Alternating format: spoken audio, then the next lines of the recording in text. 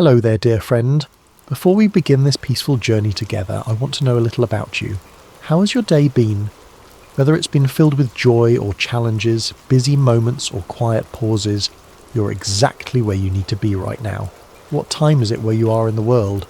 Are you settling in for the night, taking a midday rest, or perhaps greeting the early morning hours? Wherever you are, from the bustling cities of New York to the quiet countryside of England, from the mountains of Colorado to the shores of Australia, you're welcome here in this sacred space. If this story brings you peace, I'd love for you to subscribe to Sacred Slumber, where we gather each week to find rest in timeless tales of faith, hope, and gentle grace. Now, let's begin. Take a deep breath with me. Let your shoulders soften, your jaw relax, and your heart settle into this moment. Whether morning light is streaming through your window, afternoon shadows are dancing on the walls, or midnight quiet surrounds you like a gentle blanket, let us walk together through a story of gentle strength and unseen grace. We're about to enter a time long ago during the days of the judges in ancient Israel. It was a time of chaos and uncertainty, when everyone did what was right in their own eyes. But this is not a story of chaos. This is a story of peace, of quiet faithfulness, of love that chooses to remain when it would be easier to leave. This is the story of Ruth, a young woman whose loyalty would echo through generations and whose humble heart would become part of the greatest story ever told. So close your eyes if you wish, breathe slowly, and let us journey together to the ancient land of Moab, where our story begins beside still waters of the soul. In the rolling hills of Moab, where the morning mist clung to the barley fields like a gentle prayer, lived a young woman named Ruth. She had married into a Hebrew family who had come to Moab during a time of famine in their homeland of Bethlehem. Her husband's name was Mahlon, and his mother was Naomi, a woman whose very name meant pleasant, and whose heart had once been full of joy. But sorrow has a way of finding us, even in the most peaceful places. First, Naomi's husband Elimelech died, leaving her alone with her 2 sons in a foreign land. The boys had grown into men and married Moabite women, Ruth and her sister-in-law Orpah. For 10 years they lived together, and Ruth learned to love not just her husband, but his faith, his God, and especially his mother, who had welcomed her with open arms. Then tragedy struck again, swift and merciless. Both Mahlon and his brother Chilion died, leaving 3 widows to face an uncertain world alone. In those days, a woman without a husband or sons had little hope of survival. They were vulnerable, forgotten, with no one to provide for them or protect them. Naomi sat in her small house, looking at the 2 young women who had become like daughters to her. The silence was heavy with grief, but also with decision. She had heard news from Bethlehem that the famine there had ended, that the Lord had visited his people and given them bread. Her heart longed for home, for the familiar hills of Judah, for the place where she had known happiness before sorrow came calling. "My daughters," she said softly, her voice worn thin by weeping, "I must return to my people. But you are young. You have your whole lives ahead of you. Go back to your mothers' houses. May the Lord deal kindly with you, as you have dealt with the dead and with me." She kissed them both, and they wept together. How can you say goodbye to someone who has been your family, your comfort, your companion through the darkest days? Orpah, after much tears and embracing, finally agreed to return to her people and her gods. It was the practical choice, the safe choice, the choice that made sense to everyone around them. But Ruth clung to Naomi with a determination that surprised them all. When Naomi urged her again to follow her sister-in-law, Ruth spoke words that would echo through history, words that came from the deepest place in her heart. "Do not urge me to leave you or to return from following you. For where you go, I will go, and where you lodge, I will lodge. Your people shall be my people, and your God my God. Where you die, I will die, and there will I be buried. May the Lord do so to me, and more also, if anything but death parts me from you." There was something in Ruth's voice that told Naomi this was not a decision made in the heat of emotion, but a choice carved in stone, written in the very fibre of her being. This young Moabite woman was choosing love over security, faithfulness over comfort, an unknown future over a predictable past. And so they began the long journey from Moab to Bethlehem, two women with nothing but the clothes on their backs and the strength of their love for each other. They walked through valleys where wildflowers nodded in the breeze, past streams that sang ancient songs, under skies that seemed to stretch endlessly toward hope. As they travelled, Ruth would gather berries and herbs along the way, always making sure Naomi had enough to eat. She would find the softest spot for them to rest each night, would share her cloak when the desert air grew cold. She had chosen this path, and she would walk it with grace and dignity, one step at a time. The journey took many days, and with each step toward Bethlehem, Ruth was walking further from everything she had ever known. She was leaving behind the gods of her childhood, the customs of her people, the language of her birth. She was choosing to become a stranger in a strange land, not because she had to, but because love had made the choice for her. When they finally crested the hill that overlooked Bethlehem, the city spread before them like a handful of pearls scattered on brown velvet. The sun was setting, painting the stone houses in shades of gold and amber. Smoke rose from evening fires, and the sound of children playing drifted up to them on the evening breeze. "Look," Naomi whispered, her voice thick with emotion. "There it is, home." But as they descended into the city, the women who had known Naomi in her happier days barely recognized her. "Is this Naomi?" they asked each other, seeing how sorrow had aged her, how loss had bent her shoulders and silvered her hair. "Do not call me Naomi," she told them, her voice steady but sad. "Call me Mara, for the Almighty has dealt very bitterly with me. I went out full, and the Lord has brought me home empty." But Ruth, standing quietly beside her, knew that Naomi was not truly empty. She had brought with her the love of this young woman, who had chosen to forsake all for the sake of faithfulness. And though neither of them knew it yet, they had arrived in Bethlehem at the beginning of barley harvest, when the fields were golden and ready, when provision was about to unfold in ways they could never have imagined. The story was just beginning, and the God who notices every sparrow that falls, who counts every tear that is shed, who remembers every act of kindness, was already preparing the next chapter of their lives. The morning air in Bethlehem was crisp and clean, carrying the scent of ripening grain and the promise of a new day. Ruth woke early, as she always did, listening to the gentle rhythm of Naomi's breathing beside her. They had found a small place to stay, but their provisions were nearly gone, and Ruth knew that something had to be done. She'd heard about the law of gleaning, a beautiful provision that the God of Israel had made for the poor and the stranger. After the reapers went through the fields harvesting the grain, the needy could follow behind and gather what was left. It was honest work, humble work, but it was work that could keep them alive. "Let me go to the fields," Ruth said gently to Naomi, "and glean among the ears of grain after him in whose sight I shall find favour." Naomi nodded, understanding the necessity but also the risk. Ruth was young and beautiful, and the fields could be dangerous places for a woman alone. But there was something in Ruth's quiet determination that spoke of inner strength, of a spirit that could not be easily broken. And so Ruth set out in the early morning light, joining the other gleaners who moved like shadows behind the harvest workers. She had wrapped her head modestly and carried a small basket, ready to spend the day bent over in the sun, gathering grain kernel by kernel. As it happened, she came to the field that belonged to Boaz, a man of great wealth and standing in Bethlehem. But more than that, though Ruth did not know it yet, Boaz was a relative of Naomi's late husband, a kinsman who had the right and responsibility to help family members in need. The phrase, "as it happened," seems simple enough, but sometimes the most profound movements of providence come disguised as coincidence.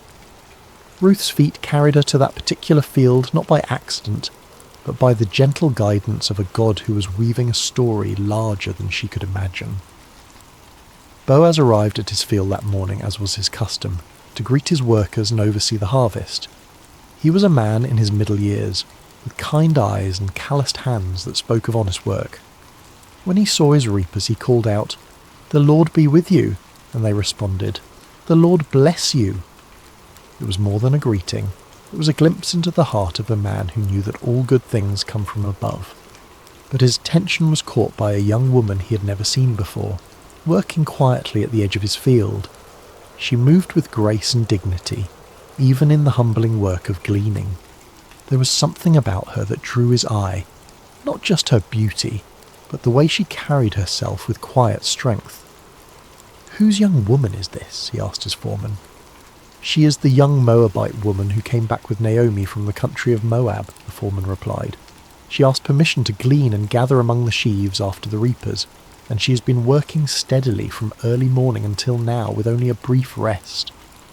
Boaz watched her for a moment longer, seeing how she worked without complaining, how she was careful not to take more than was rightfully hers, how she paused to help an elderly gleaner who had dropped her grain.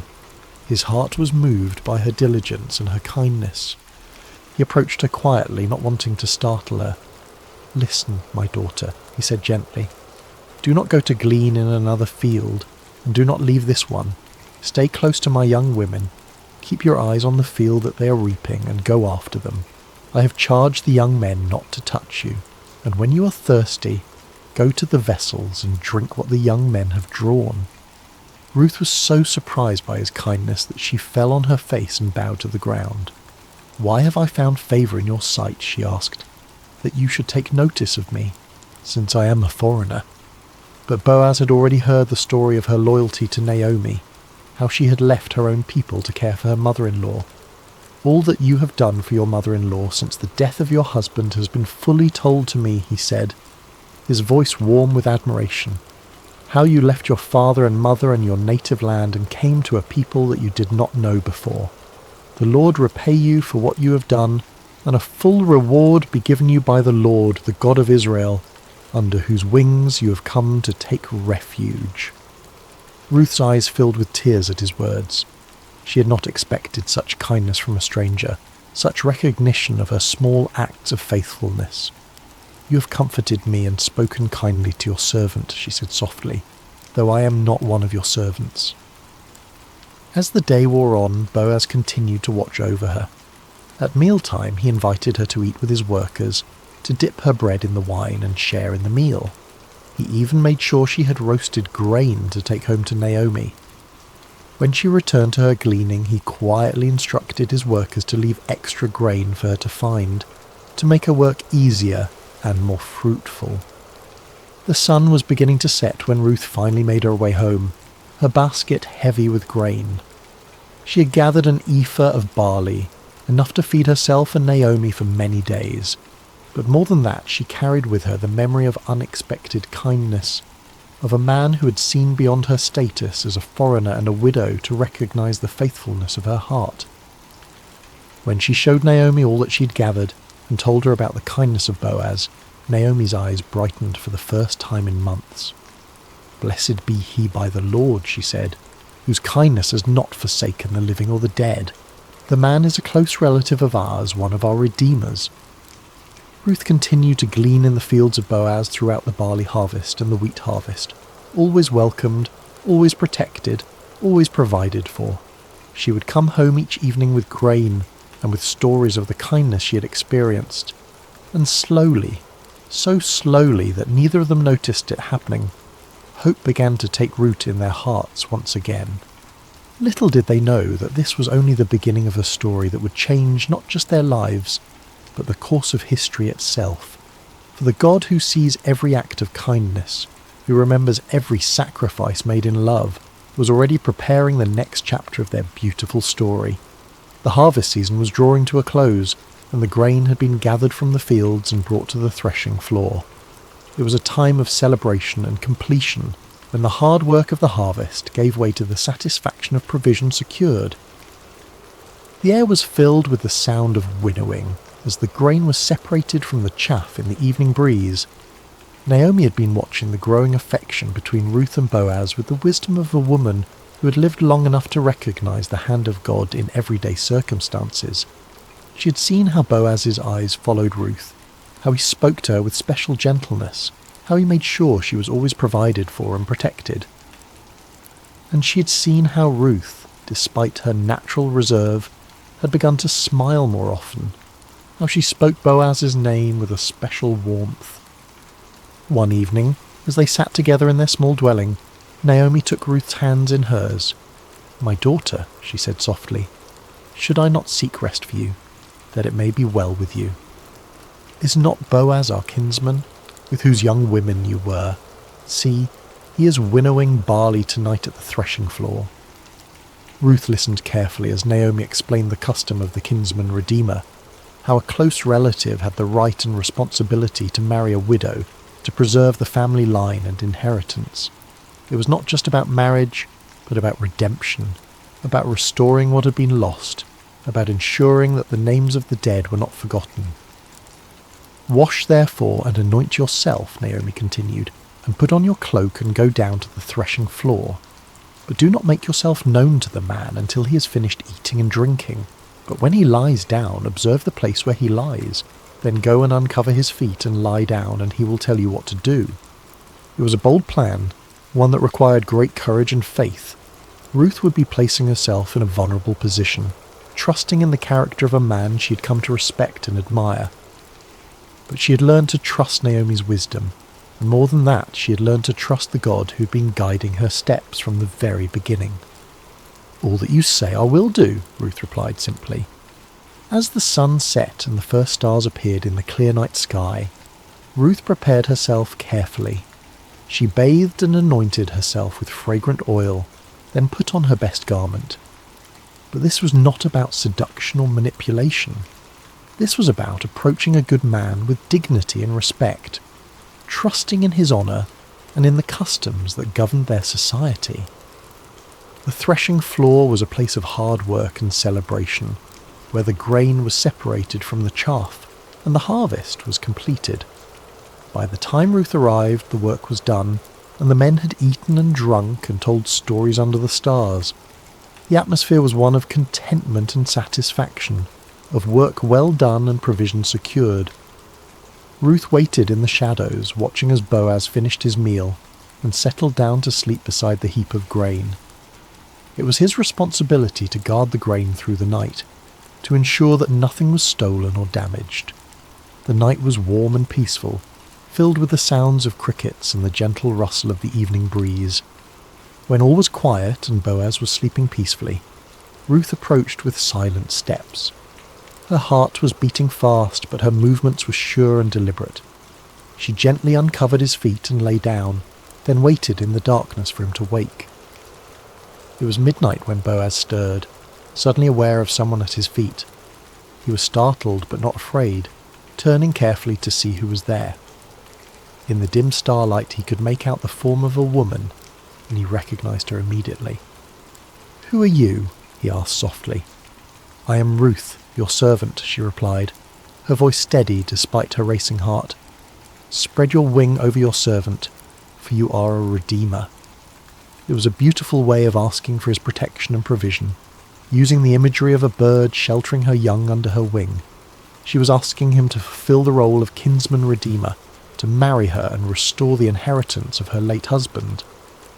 Boaz was deeply moved by her words, by the trust she had placed in him, by the way she had approached him with such dignity and grace. "May you be blessed by the Lord, my daughter," he said warmly. "You have made this last kindness greater than the first, in that you have not gone after young men, whether poor or rich." He was older than Ruth, a man of substance and position, and he was amazed that she would choose him over the many young men who would have been eager to marry such a beautiful and virtuous woman. Her choice spoke of wisdom and character, of a heart that valued kindness and faithfulness over youth and passion. "And now, my daughter, do not fear," he continued. "I will do for you all that you ask, for all my fellow townsmen know that you are a worthy woman. And now it is true that I am a redeemer, yet there is a redeemer nearer than I." There was another relative who had the first right of redemption, and Boaz was too honourable to proceed without giving that man the opportunity to fulfil his duty. "Remain tonight," he said gently, "and in the morning if he will redeem you, good, let him do it. But if he is not willing to redeem you, then, as the Lord lives, I will redeem you. Lie down until the morning." Ruth lay down again at his feet, comforted by his words and his promise. She had taken a great risk in coming to him, but she had found in Boaz a man of integrity and honour, someone who would do what was right even when it was difficult. When the morning came, before anyone else was stirring, Boaz quietly measured out 6 measures of barley and helped Ruth arrange it in her cloak. "Do not go back to your mother-in-law empty-handed," he said with a smile. Then he sent her on her way before anyone could see her and misunderstand her presence there. Ruth returned home with her heart full of hope and her arms full of grain. When Naomi saw her coming, she knew immediately that something significant had happened. "How did you fare, my daughter?" she asked eagerly. Ruth told her everything that had happened, every word that had been spoken, every kindness that had been shown. When she finished, Naomi smiled with satisfaction. "Wait, my daughter," she said, "until you learn how the matter turns out, for the man will not rest but will settle the matter today." And so they waited, 2 women who had learned that sometimes the greatest acts of faith happen in the quiet moments, when we trust in the goodness of others and in the providence of God. The next chapter of their story was about to unfold, and with it the fulfillment of promises they had hardly dared to hope for. The morning sun was just beginning to warm the stones of Bethlehem when Boaz made his way to the city gate. This was where the elders gathered, where business was conducted, where legal matters were settled according to the ancient customs of Israel. His heart was full of purpose as he took his seat and waited for the other Redeemer to pass by. He didn't have to wait long. Soon he saw the man approaching, and Boaz called out to him by name. "Come over, friend, and sit down here." The man, curious about what business Boaz might have with him, came and sat down. Then Boaz gathered 10 of the city elders to serve as witnesses, for what he was about to do would affect not just 2 people, but entire family lines and inheritances. "Naomi, who has come back from the country of Moab," Boaz began, his voice carrying clearly in the morning air, "is selling the parcel of land that belonged to our relative Elimelech. So I thought I would tell you of it and say, buy it in the presence of those sitting here and in the presence of the elders of my people. If you will redeem it, redeem it.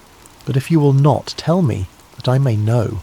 For there is no one besides you to redeem it, and I come after you." The other man considered this carefully. A piece of land was valuable, an investment that could bring profit and increase his holdings. "I will redeem it," he said confidently. But Boaz was not finished. "The day you buy the field from the hand of Naomi, you also acquire Ruth the Moabite, the widow of the dead, in order to perpetuate the name of the dead in his inheritance." Suddenly the proposition became more complicated. To marry Ruth would mean that any children born to them would be considered the heirs of her first husband, not his own. The land would eventually pass to them, not to his existing family line. What had seemed like a good business deal now became a sacrifice that would cost him more than he was willing to pay. "I cannot redeem it for myself," he said, backing away from the commitment, "lest I impair my own inheritance. You take my right of redemption, for I cannot redeem it." It was exactly what Boaz had hoped to hear. According to the custom of the time, the man removed his sandal and gave it to Boaz as a sign that he was transferring his right of redemption.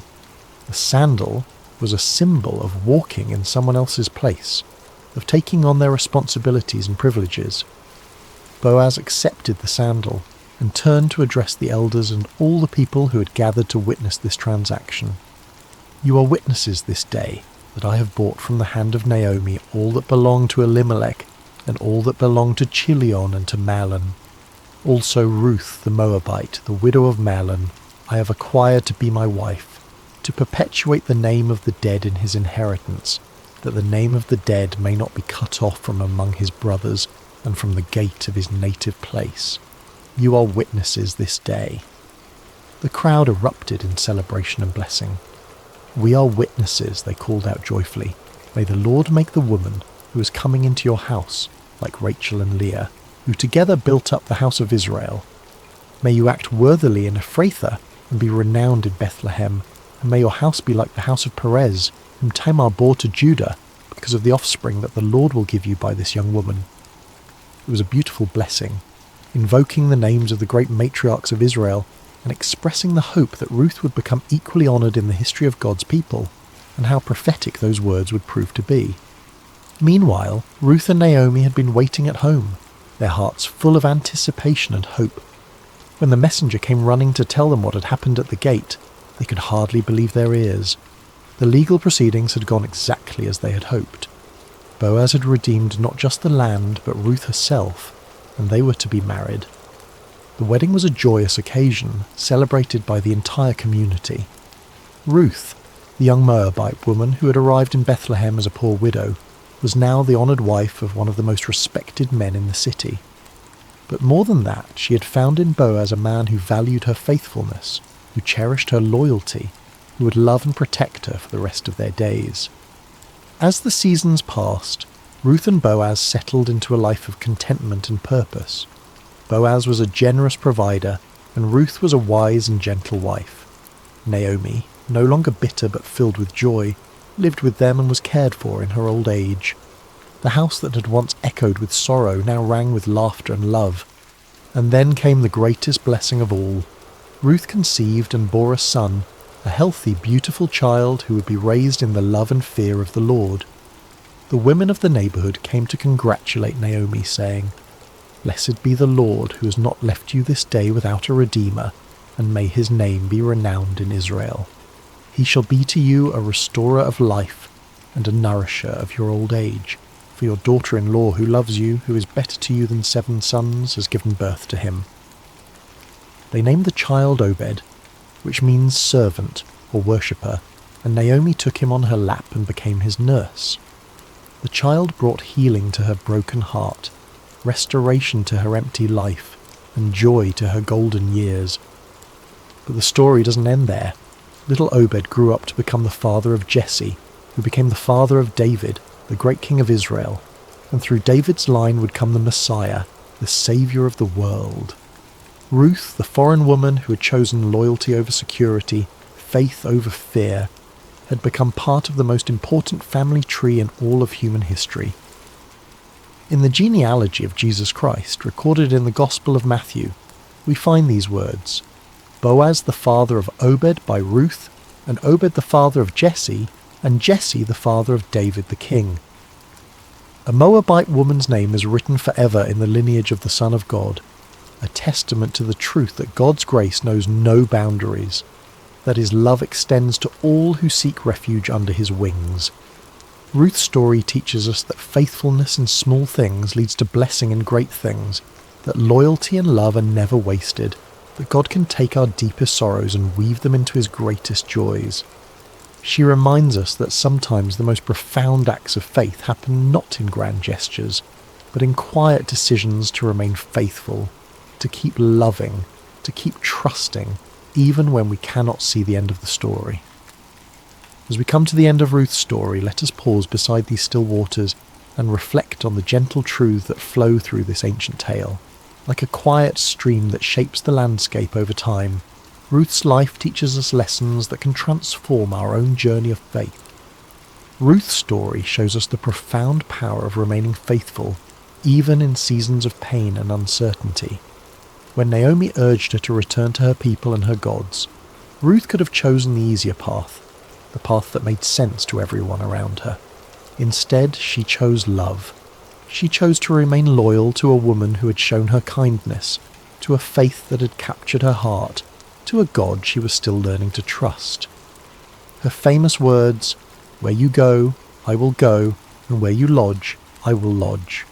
Your people shall be my people, and your God my God," were not spoken in a moment of emotional impulse, but from a deep well of commitment that had been growing in her heart over years of walking with Naomi. In our own lives, we face moments when loyalty is tested, when it would be easier to walk away from relationships, commitments, or callings that have become difficult.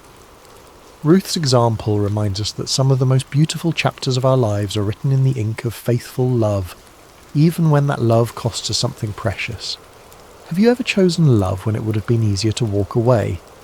Perhaps you stayed with a friend through a difficult season, remained committed to a calling when it became challenging, or continued to love someone even when they couldn't love you back in the same way. These quiet acts of loyalty are never wasted. They shape us into people of depth and character, and they often open doors to blessings we never could have imagined. One of the most beautiful aspects of Ruth's story is how rarely God's name is mentioned, yet his presence is evident in every chapter. The phrase, "as it happened," appears when Ruth comes to Boaz's field, but we understand that this was no accident. It was divine providence working through ordinary circumstances to bring about extraordinary results. God's guidance in Ruth's life came not through burning bushes or angelic visitations, but through the kindness of a stranger, the wisdom of a mother-in-law, and the legal proceedings at a city gate. He worked through the natural rhythms of harvest and gleaning, through cultural customs and family relationships, through the everyday decisions of people who were simply trying to do what was right. This reminds us that God's hand is often most visible in hindsight, in the moments when we look back and see how perfectly things came together, how doors opened at just the right time, how people entered our lives precisely when we needed them most. The God who numbers our days and knows our needs is constantly at work in the ordinary moments of our lives, weaving together circumstances and relationships for our good and his glory. Can you see moments in your own life where something just happened at the perfect time? Perhaps you met a lifelong friend in an unexpected place, discovered an opportunity through a chance conversation, or found help arriving just when you needed it most. These are not coincidences, but glimpses of a loving God who is intimately involved in the details of our lives. Ruth's story is ultimately about transformation, about how God can take our deepest losses and weave them into his greatest purposes. She began as a young widow in a foreign land, with no prospects and no security. She was an outsider, a foreigner, someone who by all human standards had little to offer the grand story of God's people. Yet her simple acts of faithfulness, her quiet loyalty, her willingness to work humbly in the fields, positioned her to become part of the royal lineage of David and ultimately of Jesus Christ. Her name is recorded forever in the genealogy of the Messiah, a testament to the truth that no one is too small, too foreign, or too broken to be used by God for his purposes. Ruth's transformation from widow to wife, from foreigner to family member, from poverty to provision, reminds us that our current circumstances do not define our future possibilities. The God who saw potential in a Moabite gleaner sees potential in each of us, regardless of our background, our mistakes, or our limitations. No matter where you come from, no matter what losses you have experienced, no matter how ordinary your life may seem, your story can become part of something bigger. Your faithfulness in small things, your acts of love and loyalty, your willingness to trust God even when you cannot see the whole picture. These are the threads that God uses to weave his magnificent tapestry of grace. Perhaps you are in a season of loss right now, wondering if your pain has any purpose, if your faithfulness matters, if your small acts of love make any difference. Ruth's story whispers hope into those questions. It reminds us that God wastes nothing, that he can bring beauty from ashes, that he specializes in writing stories of redemption and restoration. The title of Ruth's story, Beside Still Waters, comes from the 23rd Psalm, where David writes about the Good Shepherd, who leads his sheep beside still waters and restores their souls. Ruth's life exemplifies this truth. In the midst of chaos and uncertainty, she found peace in her commitment to love and faithfulness. In the midst of loss and grief, she discovered that God's provision was always enough for each day. Her story teaches us that peace is not the absence of problems, but the presence of God in our problems. It is not found in perfect circumstances, but in perfect trust. Ruth faced real challenges, real losses, real fears, but she faced them with a spirit of quiet faith and humble obedience. The still waters of God's peace are available to us in every season of life. They flow not from our circumstances, but from our relationship with the one who is the source of all peace. When we, like Ruth, choose to trust in God's goodness, even when we cannot see his plan, when we choose to remain faithful even when the path is unclear, we find ourselves beside still waters where our souls can be restored. As you drift toward rest tonight, may you carry with you the gentle strength of Ruth's example. May you know that even in quiet places, even in fields of sorrow, even in long roads and sleepless nights, grace is never far away. The God who saw Ruth's faithfulness, who provided for her needs, who wove her story into his greater plan, is the same God who sees you tonight. Your acts of loyalty may seem small, but they matter. Your faithfulness in ordinary moments is building something beautiful. Your willingness to trust when you cannot see the whole picture is positioning you for blessings you cannot yet imagine. Rest now in the peace that comes from knowing you are held by a love that will never let you go, guided by a wisdom that sees the end from the beginning, and called into a story that is bigger and more beautiful than you can possibly imagine. May you sleep beside still waters, where your soul can be restored, your strength can be renewed, and your hope can be refreshed for whatever tomorrow may bring. The God who led Ruth from loss to legacy, from sorrow to joy, from emptiness to fullness is leading you too, and his plans for you are good. Sweet dreams, dear friend. May you wake tomorrow with the quiet confidence that comes from knowing you are deeply loved, perfectly guided, and part of a story that extends far beyond what you can see.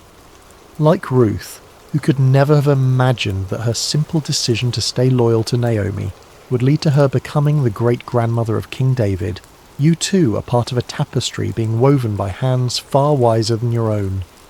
Your faithfulness today, your love tomorrow, your trust in the unseen God who walks beside you, these are the threads that he is using to create something beautiful, something lasting, something that will echo through generations. Rest now in the shadow of his wings, knowing that you are safe, you are seen, and you are more precious than you know. The same God who led Ruth beside still waters is leading you too, and his love will never fail. Amen.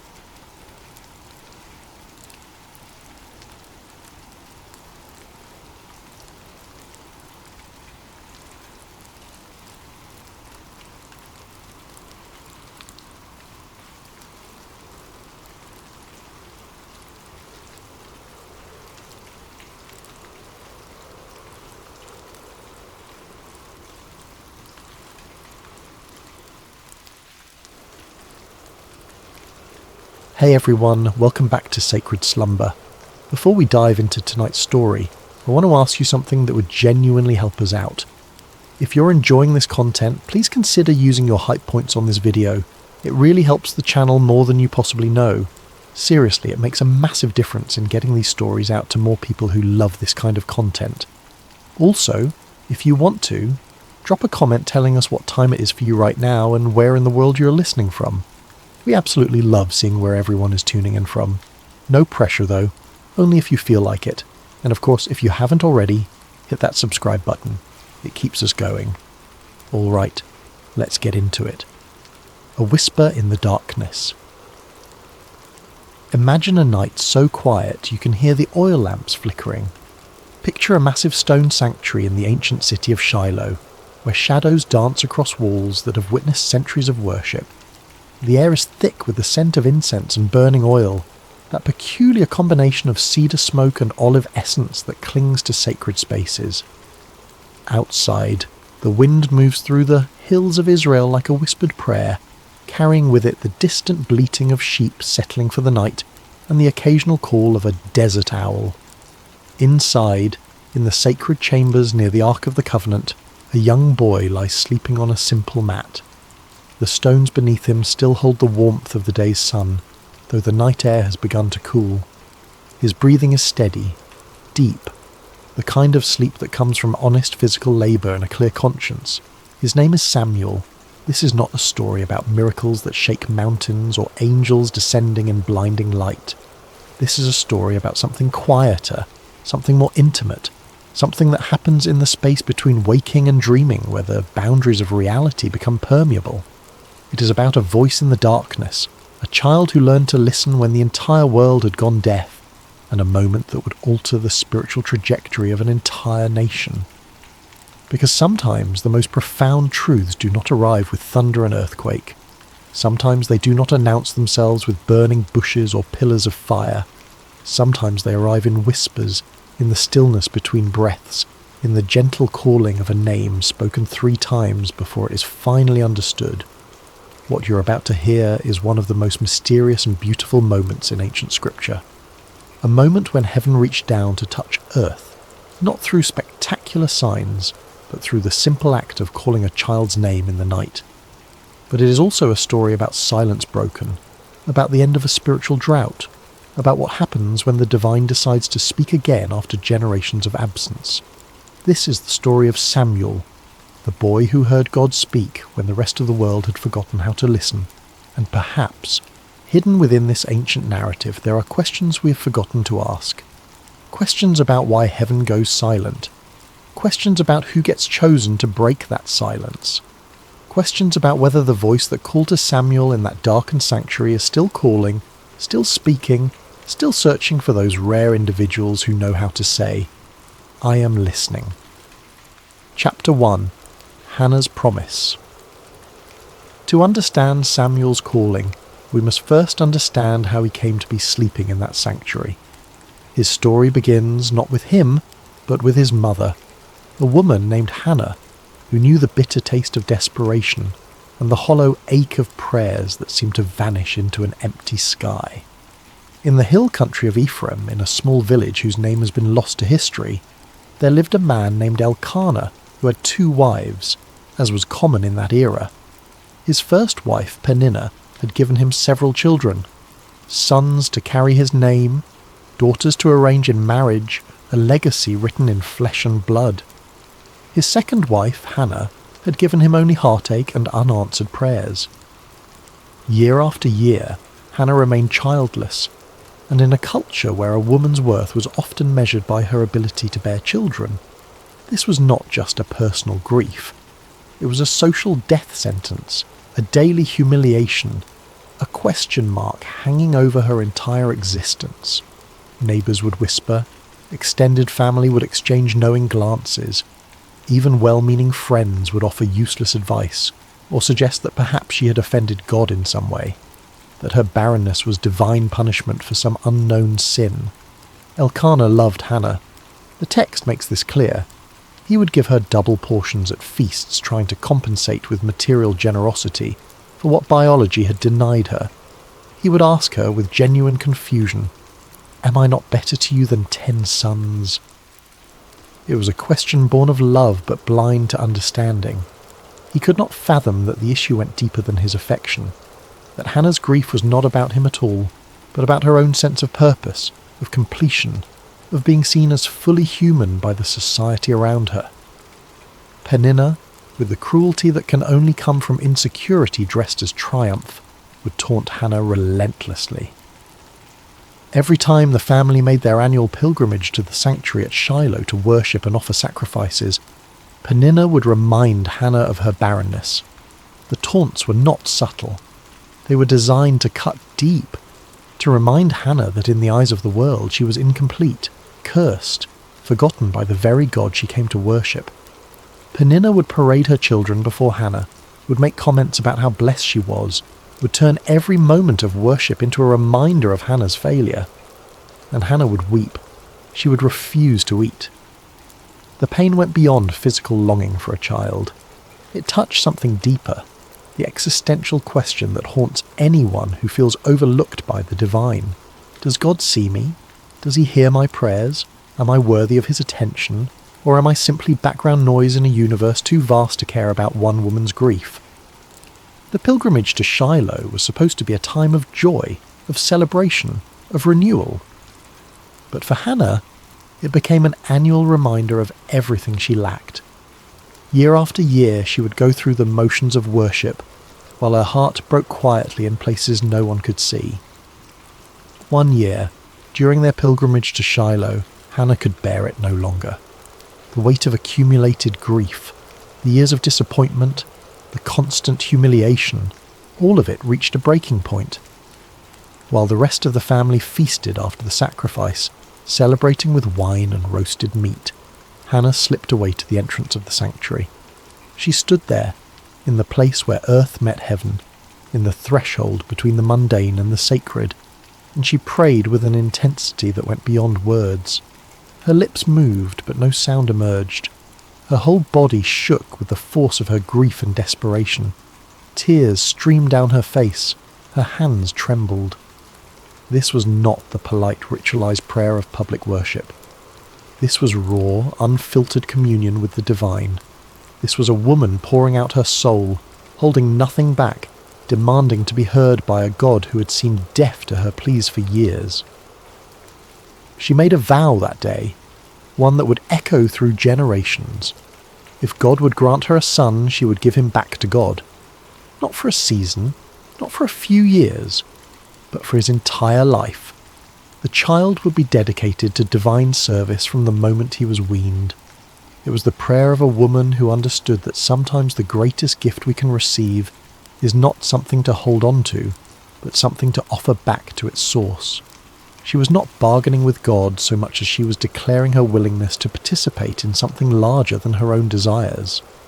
Eli, the high priest, sat by the doorpost of the sanctuary and watched this strange woman swaying and muttering. In his aging, perhaps cynical view of human nature shaped by years of dealing with corrupt worshippers and his own corrupt sons, he assumed she was drunk. The accusation was harsh, almost cruel. What are you doing here, intoxicated in the house of the Lord? How dare you bring your drunkenness into this sacred space? Hannah lifted her eyes, and in them Eli saw not the glaze of wine, but the clarity of absolute desperation, the look of someone who has nothing left to lose, who has stripped away all pretense and pride, who stands naked before God with only their need. She explained that she was not drunk, but deeply troubled, pouring out her soul before God. She had been praying out of her great anguish and grief. Something in her words, or perhaps in her eyes, or perhaps in the raw authenticity of her pain, convinced Eli. His response was both blessing and prophecy. Go in peace, and may the God of Israel grant what you have asked of him. It is unclear whether Eli knew what he was saying, whether he was simply offering the standard priestly blessing, or whether something moved through him in that moment. Some whisper of the divine speaking through a man who had grown complacent in his religious duties. But the words landed on Hannah like rain on parched earth. Hannah left the sanctuary that day transformed. Her face was no longer downcast. She ate. The grief lifted from her countenance like a fog dispersing under the morning sun. She had been heard, if not by man, then by something infinitely greater. She did not yet have the child she longed for, but she had something perhaps more precious. The certainty that her prayers had reached their destination, that her voice had penetrated the silence, that she mattered to the God she served. Within the year, Hannah conceived. When she gave birth to a son, she named him Samuel, which in Hebrew carries the meaning heard by God, or asked of God, or some translations suggest name of God. The name itself was a testimony, a permanent reminder that this child was an answer to prayer, a gift that came from somewhere beyond the ordinary workings of the world. Every time someone spoke his name, they were acknowledging that this boy represented the moment when heaven responded to earth, when silence gave way to acknowledgement. For the first few years of his life, Samuel remained with Hannah. She nursed him, taught him his first words, held him close during thunderstorms, watched him take his first steps, knowing that each day brought them closer to the moment of separation. She must have memorized the sound of his laugh, the feel of his small hand in hers, the weight of him sleeping against her chest. She was not raising a son to keep, but a son to give away, and that knowledge must have coloured every moment with a bittersweet intensity. When he was old enough to be weaned, somewhere around 3 years old by the customs of that time, Hannah kept her vow. She could have rationalised her way out of it. She could have argued that God understood, that the vow was made in a moment of emotional extremity, that surely keeping her son would be acceptable. But Hannah was a woman who understood that integrity means keeping promises even when they cost you everything. She took Samuel to Shiloh. She brought him before Eli, the same priest who had blessed her years earlier, and she said words that must have torn her heart even as she spoke them. I am the woman who stood here praying. I prayed for this child, and the Lord has granted me what I asked. So now I give him to the Lord. For his whole life he will be given over to the Lord. Then Hannah sang, not a lament, but a song of triumph and praise. She sang of God overturning the proud and lifting up the humble. She sang of barren women bearing children and the powerful being brought low. She sang of the Lord bringing death and giving life, bringing down to the grave and raising up. She sang of God judging the ends of the earth, giving strength to his king and exalting his anointed.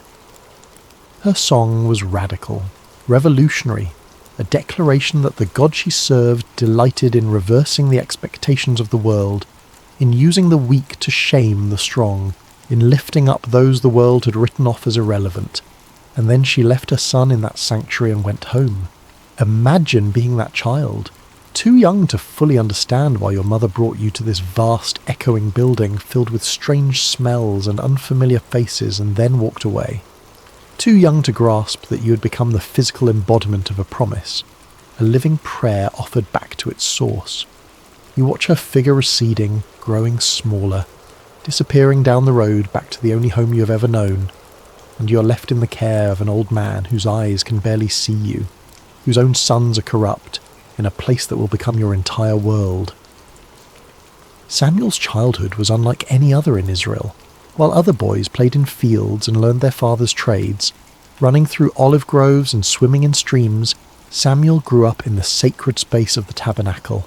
His world was one of ritual and reverence, of ancient objects and whispered prayers, of shadows and lamplight, and the constant awareness that this place was different from all other places. He opened the doors of the sanctuary each morning, flooding the holy space with light. It was his job to unlock the heavy wooden doors that seal the sacred from the profane, to let in the dawn and with it the worshippers who would come seeking connection with the divine. He assisted Eli in the daily tasks of worship, learning the intricate patterns of sacrifice and ceremony, memorizing which offerings required which procedures, understanding the difference between sin offerings and burnt offerings and peace offerings, learning to read the subtleties of ritual purity. He tended the lamps that burned through the night, ensuring their wicks were trimmed and their oil replenished. This was not glamorous work. It required attention to detail, a willingness to wake in the darkness to check that the flames had not guttered out, an understanding that these small acts of maintenance were what kept the sacred space functioning. The lamps represented the presence of God, and Samuel learned that presence requires constant tending, constant attention, constant care. He cleaned the sacred vessels, swept the courts, washed the linens used in ceremonies, helped prepare the incense, carried water, ran errands. He memorized scriptures, learning to recite the stories of Abraham and Isaac and Jacob, the tales of Moses and the Exodus, the laws given at Sinai. His education was entirely religious, entirely focused on service, entirely oriented towards something beyond himself. By all accounts, Samuel was a good child, humble, obedient, faithful in small things. The text tells us he grew in favour with both the Lord and with people. He was not resentful of his circumstances. He did not seem to chafe against the boundaries of his unusual childhood.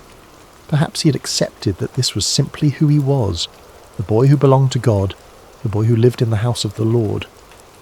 But what must it have been like psychologically? To have no mother to comfort you when you woke from nightmares, to have no siblings to quarrel and play with, to grow up watching Eli's corrupt sons come and go, seeing the way they abused their position, hearing the whispers of their misconduct, to be surrounded by holiness and yet witness its corruption, to serve faithfully while those who should have been models of righteousness displayed only greed and lust and contempt for the sacred. Did Samuel wonder why he had been left here? Did he feel abandoned by the mother who had kissed him goodbye and walked away?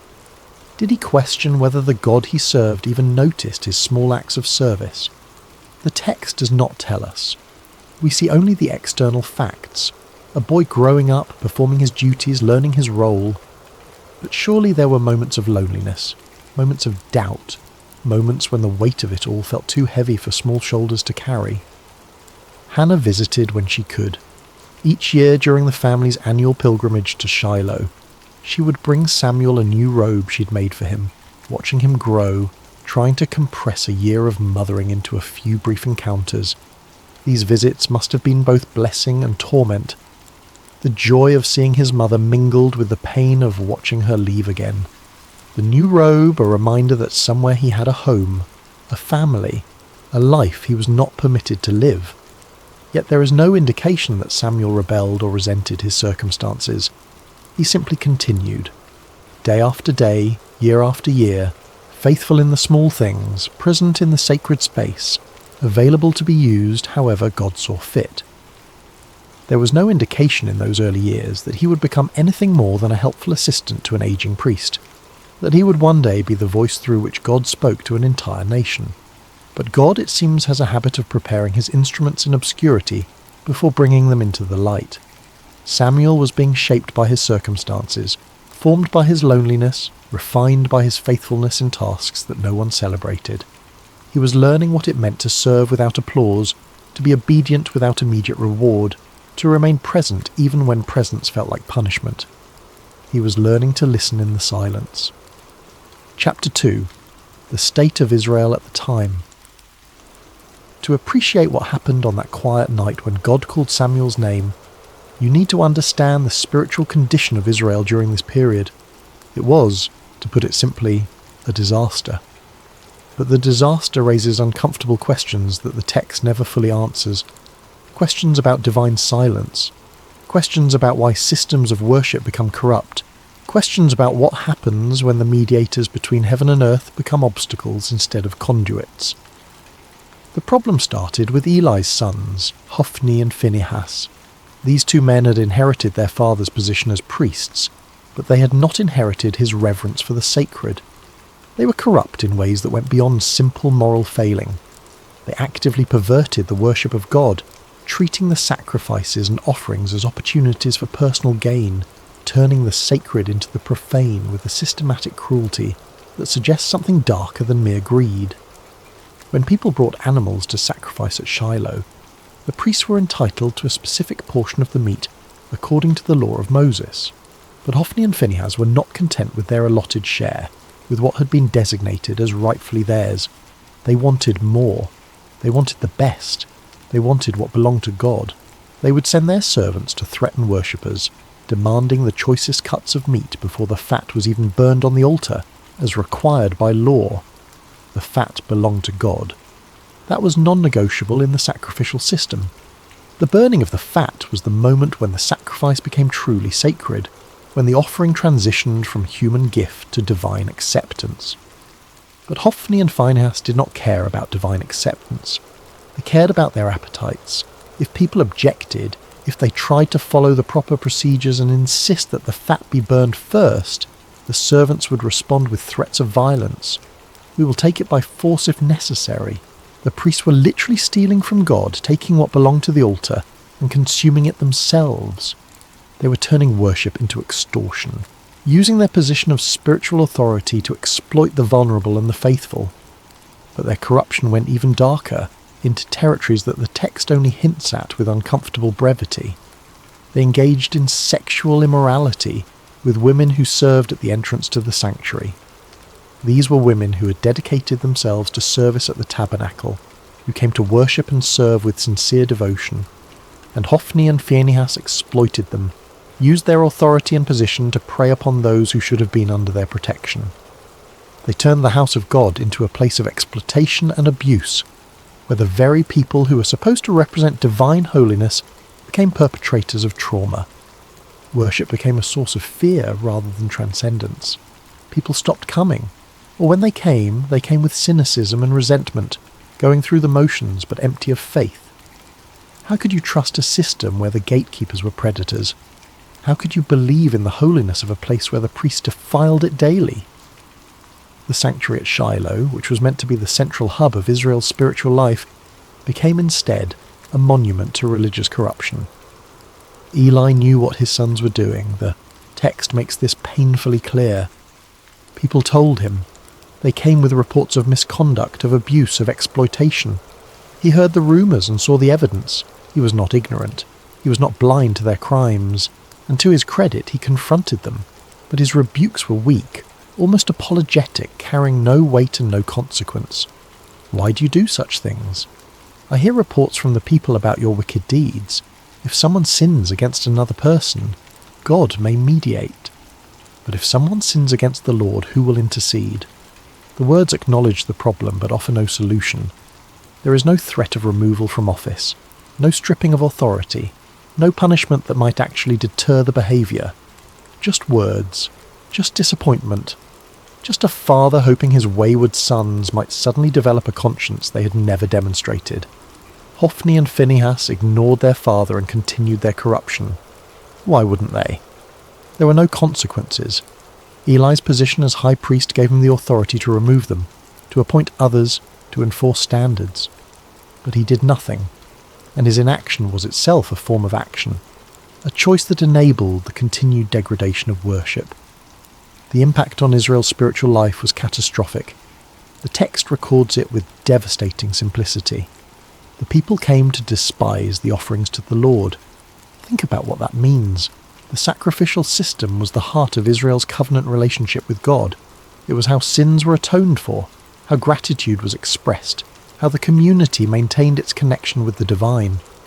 And people were learning to despise it, to see it as corrupt and meaningless, to associate worship with exploitation rather than with holiness. Faith withered. Cynicism spread. A generation was growing up believing that God either did not care about corruption in his own house, or that he was powerless to stop it, or worse, that he did not exist at all, and the whole system was simply a mechanism for priestly power and exploitation. But perhaps the most devastating aspect of this era, the detail that haunts the narrative with its implications, was not the corruption of the priests. It was the silence of heaven. The scripture records it with haunting simplicity. In those days, the word of the Lord was rare. There were not many visions. Think about what that means. In a culture where prophets and priests were meant to be the conduits between God and humanity, the channel had gone quiet. God was not speaking. Or if he was, no one was hearing. Prophecies were scarce to the point of being legendary. Divine visions were so uncommon that when someone claimed to have received one, it was met with skepticism rather than expectation. But why? The text does not explain. It simply records the fact of divine silence as if it were weather, as if the absence of God's voice was as natural and unremarkable as a drought. But this raises uncomfortable questions. Had God withdrawn because of the corruption? Was the silence a form of judgment, a divine turning away from a people who had corrupted worship? Or had the people simply stopped listening? Had they become so cynical and so wounded by a religious hypocrisy that they could no longer hear what was being said? Or was there another possibility, one that the text does not explore but that hangs in the air like smoke? Perhaps the priests, who were supposed to be the mediators between God and people, had become such effective blockers of communication that divine messages simply could not get through. Perhaps Hophni and Phinehas were not just corrupt individuals, but symptoms of a systemic failure, a spiritual infrastructure that had collapsed under the weight of its own contradictions. Israel was spiritually adrift, navigating by dead reckoning through waters where the stars had gone dark. There were no prophets to consult, no clear word from God about how to proceed, no divine guidance about which way to turn, just the daily grind of existence, the hollow rituals performed without meaning, the slow death of a people's faith in the face of institutional betrayal. This was the world into which Samuel was growing up, a world where the representatives of God were corrupt, where worship had become hollow, where heaven seemed distant and disinterested.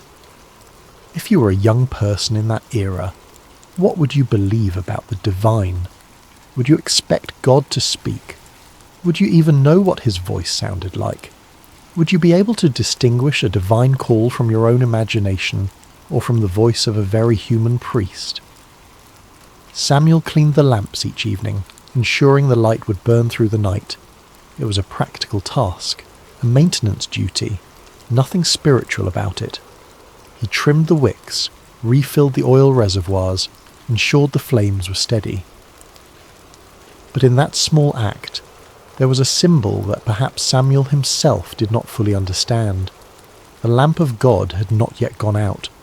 Somewhere in the darkness a light still burned, and into that darkness, cutting through the silence that had lasted for generations, a voice was about to break through. Chapter 3. The night God spoke. The night began like any other. Samuel had completed his duties for the day, working through the familiar routines that structured his life. The sanctuary was clean, the floors swept, the vessels washed and arranged in their proper places. The lamps were lit, their flames steady, casting dancing shadows across the ancient stones. The sacred space was prepared for the silence of the evening hours, for the long watch through darkness toward dawn. Eli, now elderly and nearly blind, his eyes grown dim from age and perhaps from seeing too much corruption without acting, had retired to his usual place. He moved slowly now, carefully, feeling his way along walls he had walked beside for decades. His sleeping area was separate but nearby, close enough that Samuel could hear him if he called, out in the night. Samuel lay down in his customary sleeping spot somewhere near the chamber where the Ark of the Covenant rested. The exact location is not specified in the text, but the implication is clear. He slept in proximity to the most sacred object in all of Israel, closer to the physical representation of God's presence than anyone else in the nation that night. The Ark was the most sacred object in Israel, a gold-covered chest containing the tablets of the law, a jar of manna, and Aaron's staff that had budded. But more than its contents, the Ark represented the very presence of God among his people. It was the throne of the invisible King, the place where heaven touched earth, the point of contact between the divine and the mortal. To sleep near it was to sleep in the shadow of holiness, though Samuel likely thought nothing of it. This was simply where he slept, as ordinary to him as any bedroom, as familiar as his own breathing. The lamp of God was still burning, casting flickering shadows across the stone walls. This detail matters more than it might initially seem. In the Jewish tradition, the lamp in the sanctuary, the menorah that burned with consecrated oil, was not allowed to go out until morning light made it unnecessary. It represented the presence of God, the light that persisted even in darkness, the hope that had not yet been extinguished. The phrase, "the lamp of God had not yet gone out," carries within it both promise and warning. Not yet, but it could. The light was still burning, but barely. The presence was still there, but fading. As long as the lamp burned, there was hope. As long as the light persisted against the encroaching darkness, God had not abandoned his dwelling place entirely. Samuel drifted into sleep, a boy exhausted from the honest labour of serving in the house of God. His breathing slowed, his muscles relaxed. He sank into that deep, dreamless sleep that comes from physical work and a clear conscience. The sanctuary around him settled into its nighttime sounds. The creak of cooling stone, the whisper of wind through high windows, the distant cry of a night bird, the soft flutter of the lamp flames, and then, in the darkness, cutting through the silence like a knife through cloth, he heard his name, Samuel. The voice was clear, distinct, personal. Not a shout that would echo through the halls, but not a whisper that could be mistaken for imagination either. It had the quality of someone standing nearby, speaking with intention and purpose, with the certainty that they would be heard. It was a voice that expected a response. Samuel's eyes snapped open. His heart leaped in his chest. There was no confusion, no moment of disorientation. He knew immediately that someone had called him. The voice had been too clear, too deliberate, too unmistakably directed at him. In the darkness, with the lamp casting its uncertain light, Samuel did what made perfect sense to a boy who had grown up serving under an elderly priest. Eli must need something. The old priest was nearly blind now, stumbling in the darkness. Perhaps he had dropped something. Perhaps he needed water. Perhaps he was unwell and required assistance. Samuel threw off whatever covering he used against the night chill and ran to where Eli slept. "Here I am. You called me?" The response was immediate, instinctive. "Here I am." 2 words that would become the defining posture of Samuel's entire life. Not, "What do you want?" Not, "Can it wait until morning?" Just presence. Just availability. Here I am. Eli, pulled from sleep and confused, his mind foggy with the remnants of dreams, looked in the direction of Samuel's voice with eyes that could barely make out shapes in the darkness. "I did not call. Go back and lie down." Samuel returned to his place, perhaps a little puzzled, but not overly concerned. Perhaps he had been dreaming. Perhaps the transition from sleep to waking had jumbled his perceptions. Perhaps the old man had called out in his sleep and forgotten. These things happen. The mind plays tricks in the boundary spaces between consciousness and unconsciousness. He lay back down, pulled his covering around him, and closed his eyes, willing himself back towards sleep. The sanctuary settled back into silence. The lamp continued its steady burning. Outside, the wind moved through the hills with a sound like breathing. Samuel's heartbeat slowed back to its resting rhythm. Samuel? Again. The same voice, the same clarity, the same undeniable sense that someone was speaking directly to him, calling him by name with purpose and intention. This was not imagination. This was not the remnant of a dream clinging to the edge of waking. This was not the echo of Eli's voice misheard in the darkness. Someone had called his name, clearly and deliberately, as real as the stone beneath him and the lamplight flickering against the walls. Once more, Samuel got up and went to Eli. His bare feet made soft sounds against the cold stone floor. His breathing was quicker now, his confusion deeper. If Eli had not called the first time, then who had? "Here I am. You called me." Eli, now more awake and perhaps slightly irritated at being disturbed a second time, sent him away again with a tone that suggested both confusion and mild frustration. "I did not call, my son. Go back and lie down." Samuel returned, but now there was a question forming in his mind that would not be silenced. If Eli was not calling him, then who was? Was someone playing a trick? Was there an intruder in the sanctuary hiding in the shadows, calling his name for some unknown purpose? But the voice had not seemed mischievous or threatening. It had been steady, certain, intimate, the kind of voice that knows you, that has the right to call your name. He lay back down, but this time sleep did not come easily. His eyes stayed open, staring into the darkness above him. His ears strained for any sound, any indication of who or what had spoken to him. The lamp flickered. A moth circled near its flame. Time stretched and compressed in that strange way it does when you are lying awake in the dark, unsure whether minutes or hours are passing. Samuel. The third time, Samuel abandoned any doubt or hesitation. Someone was calling him, and if it was not Eli, then perhaps the old priest was confused. Perhaps he was calling out without realizing it. Perhaps his dreams were speaking through him. Samuel got up once more, faster now, urgent, and went to Eli. He stood at the foot of the old priest's sleeping mat, his young face barely visible in the dim light that filtered in from the main chamber. "Here I am. You called me." And finally, after decades of serving in the sanctuary, after years of watching the word of the Lord become rare and vision scarce, after witnessing the corruption of his sons and the slow death of Israel's faith, Eli understood. The realization must have hit him like a physical blow. God was calling the boy. not the high priest, not the experienced religious leader, not the man who had served in this place for decades, the boy who cleaned the floors and tended the lamps and slept near the ark without fully comprehending what that meant. Eli's response is one of the most beautiful moments in the entire narrative. He could have been jealous, wounded by the divine bypassing, bitter that his years of service were being overlooked in favour of a child.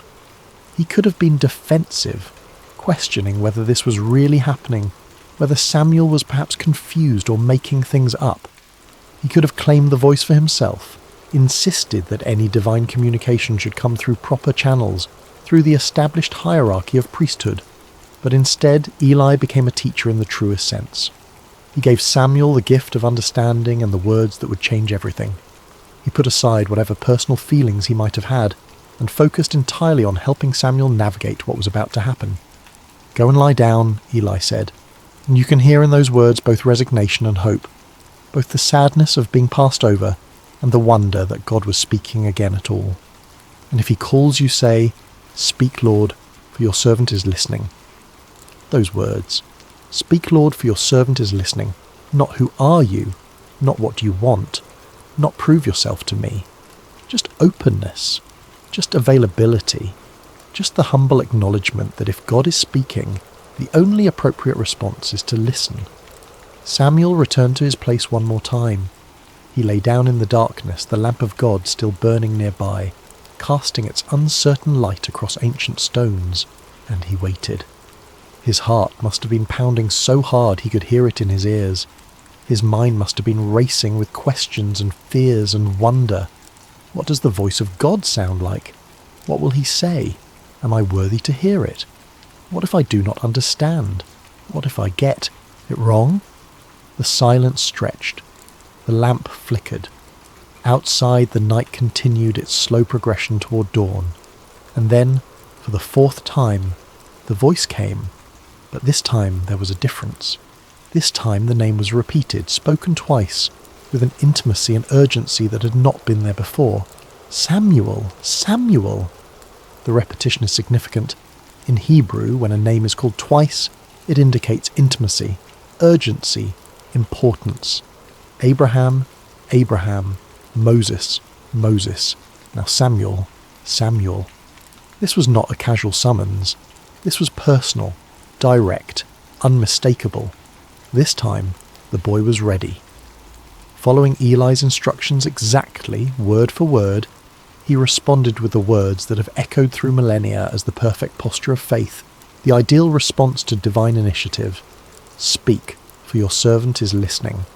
And God spoke. What happened next was not what a child would want to hear. God did not give Samuel a message of encouragement or blessing. He did not reveal some beautiful mystery or share some cosmic secret about the nature of reality or the structure of heaven. He did not offer comfort or promise Samuel a glorious future. Instead, God gave Samuel a prophecy of judgment, and the judgment was against Eli's household, against the man who had been like a father to him, against the only family he had truly known. God told Samuel that he was about to do something in Israel that would make the ears of everyone who heard it tingle. That phrase, "ears tingling," suggests something shocking, something that would reverberate through the nation like a physical sensation. This was not going to be a quiet judgment, a private correction. This was going to be public, unmistakable, impossible to ignore. He was going to carry out against Eli everything he had spoken concerning his family, from beginning to end. There had been warnings before. A prophet had come to Eli years earlier with a similar message, speaking of judgment to come, of the priesthood being taken from his lineage, of his sons dying on the same day. That prophecy had been spoken and then seemingly forgotten, filed away as one of those uncomfortable truths that people acknowledge but never really expect to see fulfilled. But God was saying now that the time of fulfillment had come. The warnings were over. The judgment was at hand. The reason was clear and devastating. Eli knew about the sins of his sons. He knew they were blaspheming God, treating the sacred as profane, exploiting women, stealing from the altar, corrupting worship itself. He had heard the reports. He had seen the evidence. He had confronted them, yes, but his rebukes were empty, carrying no weight, leading to no consequences. He had failed to restrain them, failed to use his authority to stop them, failed to choose God's honour over his son's comfort, and that failure, that complicity through inaction, meant that the guilt of Eli's house would never be atoned for by sacrifice or offering. Think about what that means. In a religious system built entirely around sacrifice and atonement, where every sin could theoretically be covered by the blood of animals and the proper rituals, God was declaring that some corruption runs too deep for ritual to reach. Some betrayals are so fundamental that the system itself cannot address them. Eli's family would carry their guilt to the grave and beyond, marked forever by their choice to prioritize family loyalty over divine justice. Imagine being Samuel in that moment. You are a child, perhaps 11 or 12 years old, lying in the darkness of a sanctuary, having just heard the voice of God for the first time in your life. And the message you have been given is not one of blessing or calling or future glory. It is a message of doom for the man who has raised you, who has taught you everything you know about worship and service, who has been your only father figure in a life marked by abandonment and loneliness. The weight of it must have been crushing. How do you speak words of judgment to someone you love? How do you become the bearer of bad news that will break someone's heart? How do you look into the eyes of a man who has shown you kindness and tell him that his family line is cursed, that his sons will die, that everything he has built will crumble? This was the cost of prophecy that no one talks about. This was the burden of truth that cannot be softened or avoided or delayed. Samuel had been given a message, and whether he wanted to deliver it or not was irrelevant. The truth had been spoken to him, and now he was responsible for speaking it to others. This is what it means to be a prophet. Not visions and mystical experiences and spiritual heights, but the grinding, awful responsibility of speaking truths that wound you as deeply as they wound those who hear them. The rest of the night must have been agony for Samuel. The text tells us he lay there until dawn, too afraid to tell Eli what he'd heard. He did not sleep. How could he? His mind must have raced through possibilities. Maybe he had misunderstood. Maybe there was a way to soften the message to make it less harsh. Maybe if he just kept quiet, the whole thing would fade like a dream, and he could go back to his simple life of tending lamps and sweeping floors. But deep down, he knew. The voice had been too clear. The message had been too specific. And God had not asked his opinion about whether this was a good idea or whether Samuel felt ready for such responsibility. The divine does not consult us about our readiness. It simply calls, and we must answer. Chapter 4. The Weight of the Message. As morning light began to filter into the sanctuary, pale and hesitant through the high windows, Samuel rose and went about his duties as usual. Muscle memory guided him through the familiar routines. He opened the doors of the house of the Lord, pushing aside the heavy wooden barriers that sealed the sacred from the profane, letting in the day, with all its ordinary demands. But everything felt different now. The air was heavier, pressing down on his shoulders like a physical weight. The silence was louder, filled with the words he carried but could not speak. He carried within him words that would change everything, and he was terrified to voice them. His hands shook as he performed his tasks. He fumbled with the lamp wicks, nearly spilling oil on the floor. He could not meet anyone's eyes. Every sound made him jump, expecting Eli to call for him, to demand the message, to force him to speak the unspeakable. Eli, however, knew something had happened. Years of serving in the sanctuary had given him an intuition about spiritual matters that his failing eyesight could not diminish. He could sense the change in Samuel, could feel the weight the boy was carrying. He called Samuel to him, his voice gentle but insistent, and when the boy came, reluctant and pale, the old priest asked him directly, "Samuel, my son, what was it he said to you? Please do not hide it from me." Then he added words that carried the weight of both authority and desperation. "May God deal with you, be it ever so severely if you hide from me anything he told you." It was an oath, a binding formula that made concealment impossible. Eli was not giving Samuel an easy out.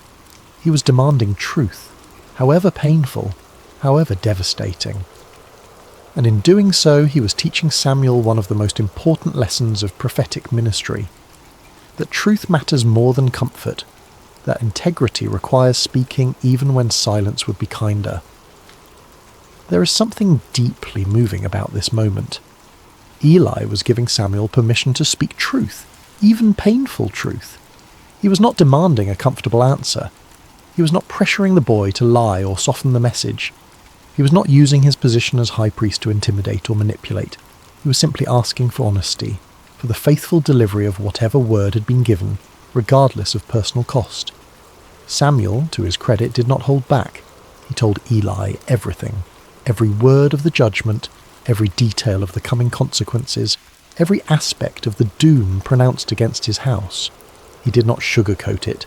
He did not try to make it easier to hear. He did not add comforting caveats or suggest ways the judgment might be avoided. He simply delivered the message as it had been given to him, faithful to both God and to Eli in his refusal to distort the truth. The words must have felt like stones in his mouth, each one heavy and sharp. He would have watched Eli's face as he spoke, looking for signs of anger or rejection or denial. But what he saw instead was something he had not expected. Eli's response is remarkable in its humility and resignation. He did not rage against the pronouncement. He did not question Samuel's experience or suggest the boy had misunderstood or imagined things.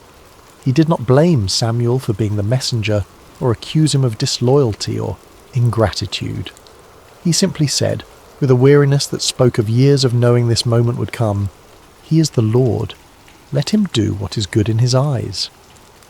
There is defeat in those words, yes, but there is also acceptance, a kind of peace that comes from finally having the truth spoken aloud, from no longer living in the shadow of unacknowledged reality. Eli had known for years that his sons were corrupt. He had known that his failure to stop them was a kind of complicity, a betrayal of his calling and his God. The judgment was not a surprise. It was an inevitability finally spoken aloud, a truth that had been hovering unspoken in the air for years, finally given voice and substance. And perhaps in some way, Eli was relieved that the silence had been broken, even if the words spoken were words of judgment. Perhaps there is a relief that comes from knowing, from having certainty, even when that certainty is terrible. Perhaps after years of wondering when the hammer would fall, there was a strange comfort in finally hearing it fall, in knowing the shape of the future even when that future was dark. What Samuel learned that night and that morning was something most of us spend a lifetime avoiding. That truth is not always comfortable, that faithfulness sometimes means delivering hard words, and that love does not require us to hide reality from those we care about. Samuel could have lied to Eli.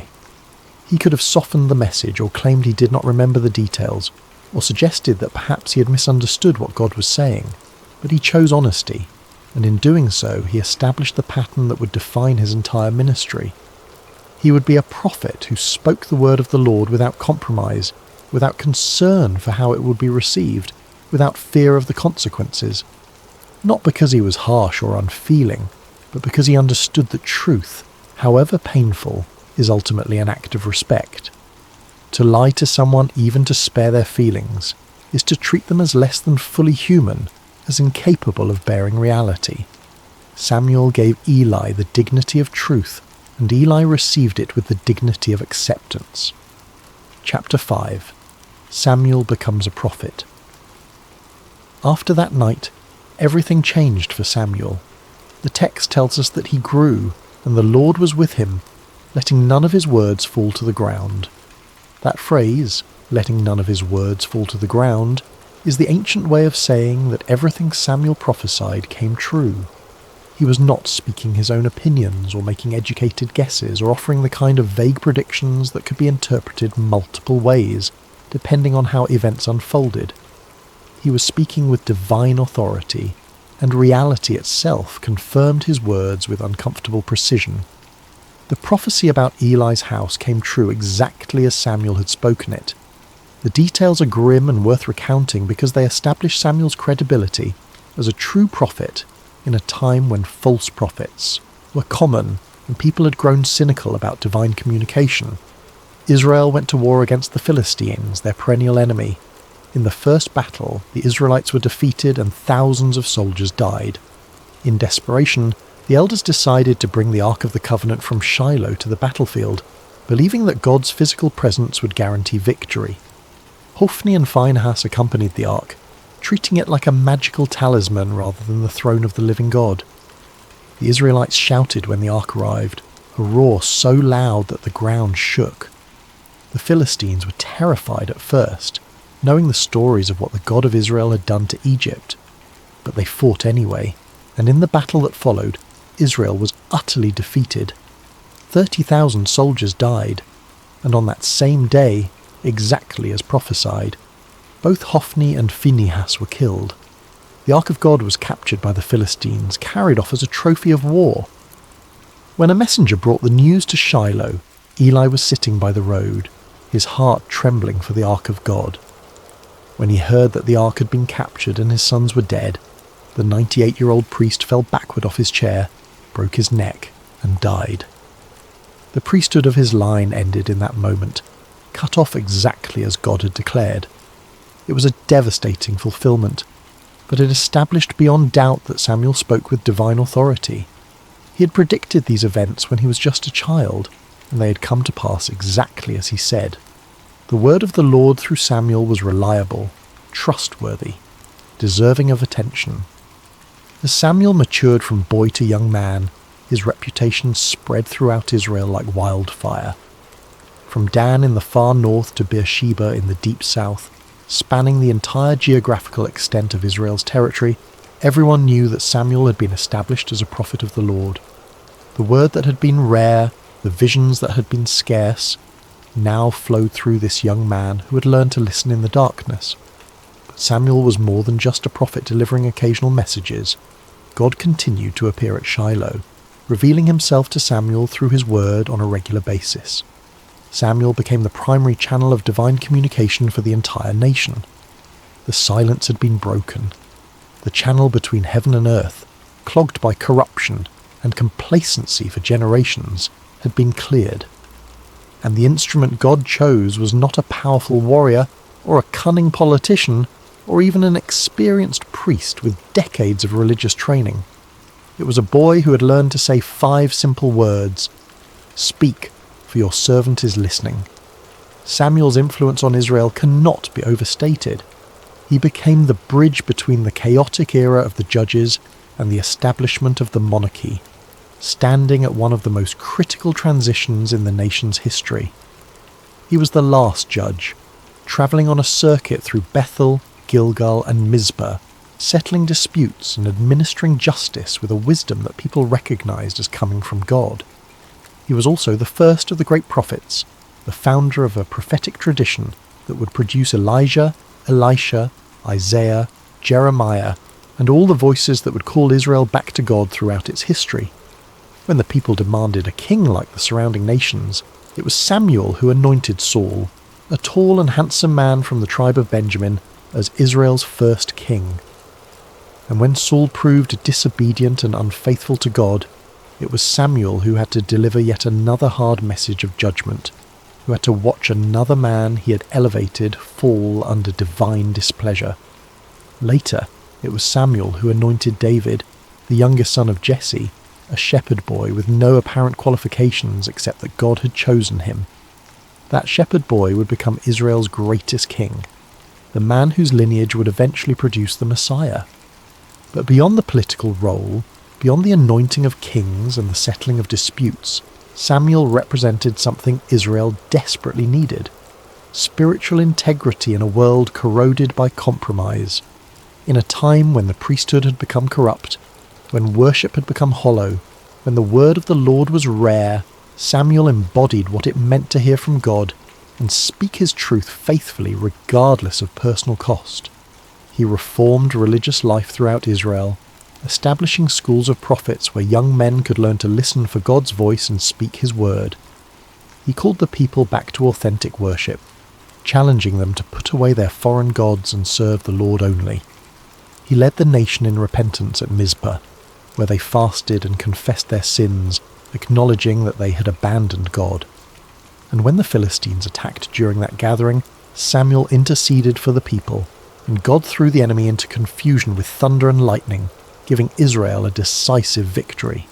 Samuel demonstrated that God had not abandoned his people, that the silence had been circumstantial rather than permanent, that divine presence and power were still available to those who would seek them with integrity. The boy who once cleaned floors and trimmed lamp wicks became the conscience of a nation. The child who slept near the ark became the voice through which God spoke to kings and commoners alike. His authority came not from position, or political power, or military might, but from the simple fact that he had learned to listen and had the courage to speak what he heard, even when speaking cost him dearly. Chapter 6.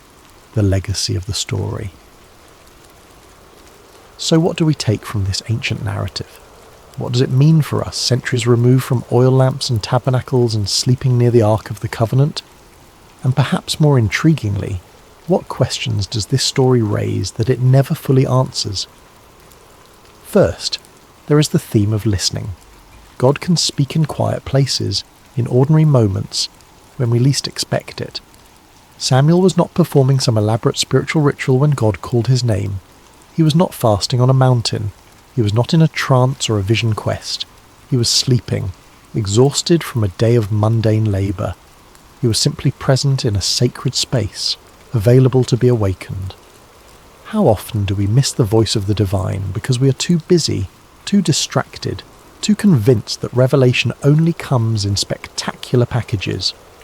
We wait for burning bushes and angelic visitations, for dramatic signs and unmistakable interventions, while the still small voice speaks in the darkness and we mistake it for our imagination, or for human conversation, or for nothing at all. Samuel teaches us that sometimes the most profound moments arrive softly, in the space between waking and sleeping, in the darkness when our defences are down and our minds are quiet enough to hear what has always been speaking. But this raises uncomfortable questions. How many times has that voice spoken and we have ignored it? How many times have we attributed divine communication to coincidence or psychology or wish fulfillment because we have lost the ability to recognise it for what it is? Second, there is the theme of obedience. Samuel's first response when he heard his name was immediate and complete. Here I am. No hesitation, no calculation, no weighing of options or considering whether this was a good time, just presence and availability. Not, what do you want, but here I am. Not, let me think about it, but immediate response. Later, when Eli gave him the words to use, Samuel followed the instruction exactly. He did not improvise or try to improve on the formula or insert his own personality into the exchange. He simply said what he had been taught to say: "Speak, for your servant is listening." Obedience in this story is not about blind submission to authority.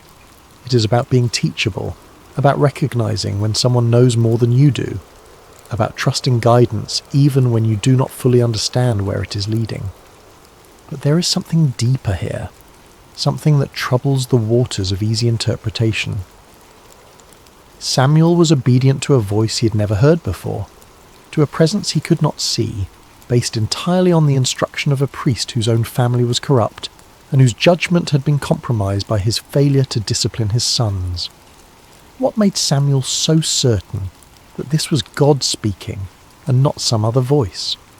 What internal compass guided him toward trust when skepticism would have been equally reasonable? Third, there is the theme of humility. Samuel's greatness began in small acts of service. He was faithful in opening doors, in cleaning, in tending lamps, in all the unglamorous work that keeps a sacred space functioning. He did not despise the small things, or consider himself above menial tasks. He swept floors with the same attention he later brought to anointing kings.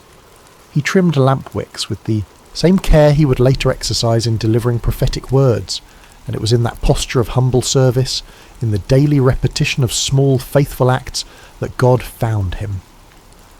How different this is from our modern obsession with platform and visibility, with making a name for ourselves and ensuring everyone knows our accomplishments, with treating service as a stepping stone to something better rather than as its own reward. Samuel reminds us that true influence is built in obscurity, that character is formed in the small decisions no one sees, that greatness is the fruit of faithfulness in little things rather than the result of ambitious self-promotion. But again, there is a mystery here. Why Samuel? What was it about this particular boy that made him suitable for this calling? The text gives no indication that he was exceptional in any way. He was simply there, simply faithful, simply available. Which raises the question, are there others who are equally faithful, equally available, who never heard their name called? Is divine calling arbitrary, or is there some hidden criteria that determines who hears the voice and who does not? Fourth, there is the theme of responsibility. Sometimes truth is hard but necessary. Samuel's first message from God was a message of judgment, and he had to deliver it to someone he loved. This is the cost of being a conduit for truth. You do not get to choose which messages are convenient and which are difficult. You do not get to edit reality to make it more palatable. You do not get to withhold hard truths, because speaking them might damage relationships or cost you social capital. If you are going to be a voice for something beyond yourself, whether you call that voice God or conscience or truth, or simply what is, you have to be willing to speak even when the words cut you as deeply as they cut those who hear them. Samuel could have spared Eli. He could have lied or softened the message or claimed he did not remember the details. But he chose the harder path of honesty, and in doing so he honoured both Eli and himself. Yet this raises ethical questions that the narrative does not resolve. What is the balance between truth and compassion? When does speaking hard truths become cruelty disguised as honesty? Samuel was a child delivering a message he did not create and could not change. But what about us, when the truths we must speak are filtered through our own perceptions and biases and limited understanding? How do we know when to speak and when to remain silent? Fifth, there is the theme of hope. The lamp of God had not yet gone out.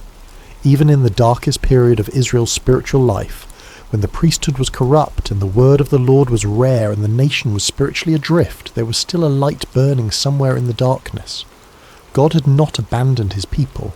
He was simply waiting for someone who would listen, someone who would respond, someone who would be faithful with what was given to them. Samuel represents the truth that it is never too late for renewal, that no matter how far things have fallen, no matter how corrupt the systems or how cynical the people, there is always the possibility of a voice in the darkness calling us back to what matters. The light may be flickering, the wick may be nearly consumed, the oil may be running low. But as long as there is any light at all, there is hope for rekindling, for replenishment, for the dawn that follows even the longest night. But this optimistic reading sits uncomfortably with the historical reality. The lamp did eventually go out.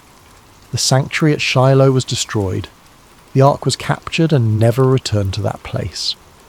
The line of Eli ended in blood and disgrace. Samuel's calling did not prevent disaster. It only narrated it before it happened. So what kind of hope is this?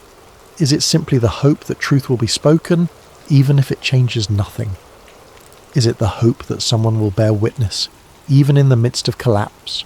Finally, there is something unspoken in this narrative that deserves attention. God bypassed the entire religious hierarchy to speak to a child. He did not go through official channels. He did not honour the established order. He did not consult with the high priest or seek permission from religious authorities. He simply called out in the darkness to a boy who had no status, no authority, no credentials beyond faithfulness in small things. This is either deeply encouraging or deeply unsettling, depending on your perspective.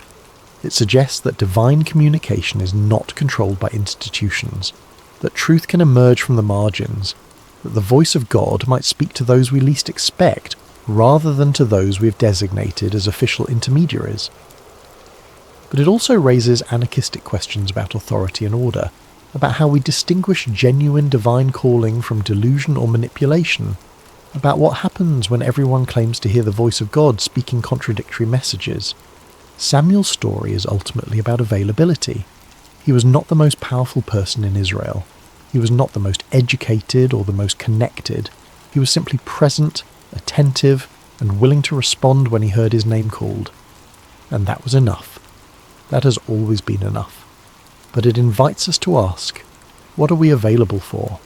What sacred spaces do we inhabit, whether physical or spiritual or psychological, where we might be found by whatever calls to us in the darkness? And when that call comes, will we recognize it, or will we mistake it for something ordinary, something explainable, something that requires no response? Epilogue, the voice in the night. Close your eyes and imagine that sanctuary again. The vast stone building in Shiloh, the oil lamps casting their gentle light, the shadows dancing on walls that have witnessed generations of worship and neglect. Imagine the boy lying near the ark, exhausted from a day of simple service, drifting into sleep with no expectation that this night will be different from any other. And then the voice, clear, personal, undeniable, a voice that breaks through the silence of heaven and calls a child by name. Samuel's story is a reminder that the divine does not always announce itself with thunder and lightning. Sometimes it comes as a whisper in the darkness. Sometimes it arrives in the form of a question repeated until we finally understand that we are being addressed. Sometimes the most significant moments of our lives happen when we are alone, unguarded, simply present in a space where we have made ourselves available to something greater than ourselves. The lamp of God is still burning. That is the promise embedded in this ancient narrative. No matter how dark the times, no matter how corrupt the systems, no matter how silent heaven seems, there is always a light somewhere refusing to go out, and there is always the possibility that in the quiet, in the stillness, in the spaces between our busy thoughts and desperate prayers, we might hear our name spoken by a voice we do not yet recognize. The question is not whether the voice is calling. The question is whether we are listening. Samuel lay in that sanctuary as a boy and became a prophet because he learned to say 5 words that changed everything. Speak, for your servant is listening. He did not demand proof. He did not negotiate terms. He did not insist on understanding everything before committing to anything. He simply made himself available, and availability was enough. Perhaps that is the real legacy of Samuel's calling. Not that he became powerful or influential or historically significant, though he became all those things. The real legacy is that he teaches us what it looks like to be genuinely open to transformation, to be willing to hear hard truths, to be faithful in small things while waiting for larger purposes to reveal themselves. In our age of constant noise and perpetual distraction, where silence is something to be feared rather than cherished, Samuel's story feels almost subversive.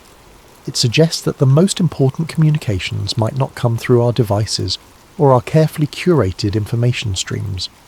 They might come in the quiet, in the dark, in the moments when we stop performing and simply exist in the presence of something that knows our name. So tonight, as you drift towards sleep, consider the possibility that you, too, might be lying in a sacred space, even if you do not recognize it as such. Consider the possibility that there might be a voice, gentle and persistent, calling your name in the darkness. Consider the possibility that the most profound transformation of your life might not begin with a grand revelation or a spectacular sign, but with the simple decision to respond to that voice with 5 words. Speak, for your servant is listening. The lamp is still burning. The voice is still calling. The only question is whether we have ears to hear. Hello, dear listener, and welcome to Sacred Slumber. Before we begin tonight's story, I'd love to know how your day has been. Whatever time it is where you are in the world, whether you're settling in for the evening or finding a quiet moment during your day, you're exactly where you need to be.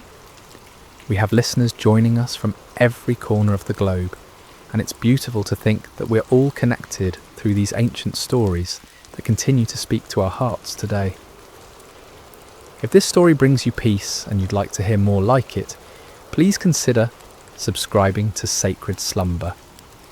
Now let us journey back over 3,000 years to a time when the hills of ancient Israel echoed with the cries of an oppressed people, and discover how God chose the most unlikely hero to deliver them. The sun blazed mercilessly over the barren hills of ancient Israel, its heat seeming to mock the suffering people below. For 7 long years, the shadow of oppression had fallen across the promised land, like a plague that would not lift. The Midianites, fierce nomadic warriors from the desert, had swept down upon Israel like locusts, devouring everything in their path. In caves carved into limestone cliffs, families huddled in darkness, their faces gaunt with hunger and hollow with despair. Children, who should have been playing in village squares instead, learned to recognise the distant thunder of approaching hoofbeats, the signal to flee deeper into their rocky refuges. The once fertile valleys that had flowed with milk and honey now lay trampled and barren, stripped clean by the endless raids of their oppressors. The Israelites had forgotten what it meant to harvest their own crops. Each year they would plant in hope, tending their fields with trembling hands, always listening for the sound that would send them running. And each year, just as the grain began to ripen, the Midianites would come. They arrived like a sandstorm, their camels innumerable as the sand by the sea, their warriors dark silhouettes against the burning sky. They took everything, left nothing, and vanished back into the wilderness, leaving behind only dust and desperation. In this time of darkness, when hope seemed as distant as the stars, there lived a young man named Gideon. He was not what anyone would call a mighty warrior. His hands, though calloused from labour, had never gripped a sword in battle. His shoulders, though broad from years of farm work, had never carried the weight of armour. His eyes, though keen from watching the horizon for danger, had never gazed unflinchingly into the face of an enemy. On this particular day, Gideon found himself doing what had become all too common among his people. Hiding. He was in his father's wine press, a stone basin carved deep into the earth, meant for treading grapes. But instead of the purple stain of harvest, this hollow held only wheat stalks and the sound of desperate threshing. Gideon worked quickly, quietly, glancing nervously toward the rim of the pit above him. This was no place to thresh grain, but it was hidden from watching eyes, concealed from raiders who might snatch away even this meagre portion of food. The irony was not lost on him. Here he was, a descendant of Abraham, to whom God had promised this very land, reduced to working in secret, like a thief in his own inheritance. The wheat he threshed was barely enough to keep his family alive, and even this small amount had to be hidden from those who would steal it away. As Gideon worked, sweat dripping from his brow to mingle with the grain dust, he wondered where the God of his fathers had gone. The elders still told stories around carefully concealed fires, stories of a time when the Lord had parted the sea, when he had brought down the walls of Jericho, when his presence had dwelt among them in power and glory. But those seemed like tales from another world, stories of a God who had perhaps grown tired of his people and turned his face away. The rhythmic sound of the flail striking grain filled the small space, a lonely percussion that seemed to echo the beating of his own discouraged heart. Each strike felt like a prayer he didn't know how to voice, a desperate plea to heaven from a pit in the earth, and then without warning, the monotonous rhythm was broken by a voice. "The Lord is with you, mighty warrior." Gideon's flail froze mid-swing. His heart hammered against his ribs as he spun around, expecting to see a Midianite soldier who had discovered his hiding place. Instead, he saw a figure sitting beneath the oak tree above the winepress, a man whose presence seemed to make the very air shimmer with an otherworldly light. The stranger's words echoed in Gideon's mind. Mighty warrior? Him? The man who threshed wheat in secret, who started at shadows, who had never held anything more dangerous than farming tools? Surely this visitor was either mocking him or mistaken about who he was addressing.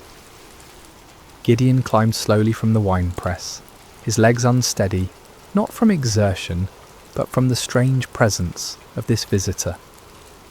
The man beneath the oak appeared ordinary enough, yet something in his bearing, something in the way the light seemed to gather around him, spoke of anything but ordinary humanity. "Pardon me, my lord," Gideon said, his voice betraying his confusion and fear. "But if the Lord is with us, why has all this happened to us? Where are all his wonders that our ancestors told us about when they said, 'Did not the Lord bring us up out of Egypt? But now the Lord has abandoned us and given us into the hand of Midian.'"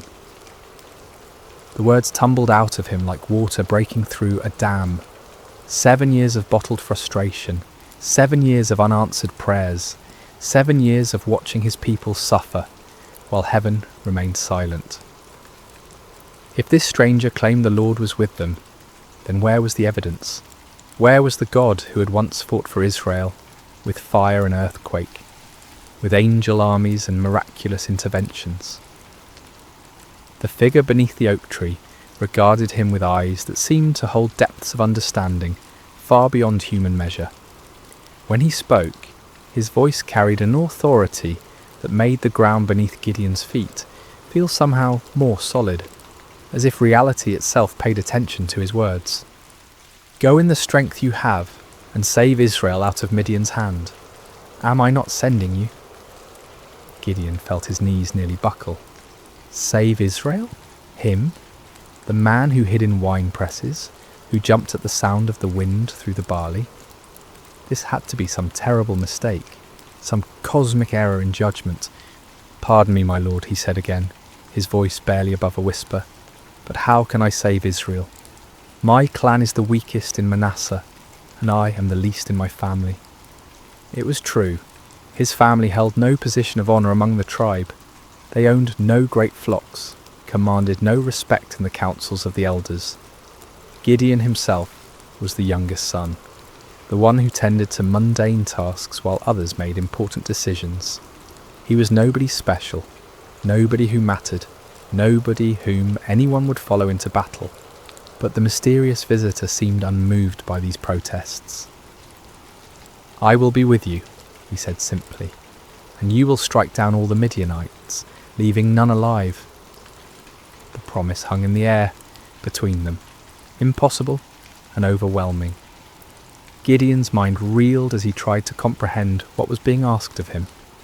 But if this was truly a messenger from the Lord, if this was indeed the God of his fathers speaking to him, then surely he could ask for some sign, some proof that this wasn't merely the product of too much sun and too little food. "If now I have found favour in your eyes," Gideon said carefully, "give me a sign that it is really you who speaks with me. Please do not go away until I come back, and bring my offering and set it before you." The figure nodded gravely. "I will wait until you return." Gideon hurried to his house, his heart pounding with a mixture of terror and desperate hope. He prepared what he could offer: a young goat, unleavened bread made from precious flour, broth to complete the meal. It was a significant sacrifice for a family that had so little, but if there was even the slightest chance that the God of Israel was truly speaking to him, no cost was too great. When he returned to the oak tree, the stranger was still there, patient as stone, eternal as the hills. Gideon set the meat on a rock, poured out the broth, and waited to see what would happen. The visitor extended the staff in his hand and touched the meat and bread. Instantly, fire flared up from the rock, consuming the offering completely. In the same moment, the figure vanished from sight, leaving Gideon alone with the blackened stone and the certain terrifying knowledge that he had been speaking with an angel of the Lord. "Alas, sovereign Lord," Gideon cried out, falling to his knees, "I have seen the angel of the Lord face to face." But even as fear overwhelmed him, a voice spoke from heaven itself. "Peace, do not be afraid, you are not going to die." Gideon built an altar there and called it "The Lord is Peace," but peace was far from what he felt in his heart. That very night, the Lord spoke to him again, commanding him to tear down his father's altar to Baal and cut down the Asherah pole beside it. It was to be his first act of obedience, his first step toward the impossible task that lay ahead. Under cover of darkness, accompanied by 10 servants, Gideon did as he was commanded. They worked quietly, dismantling the stone altar and chopping down the wooden symbol of false worship.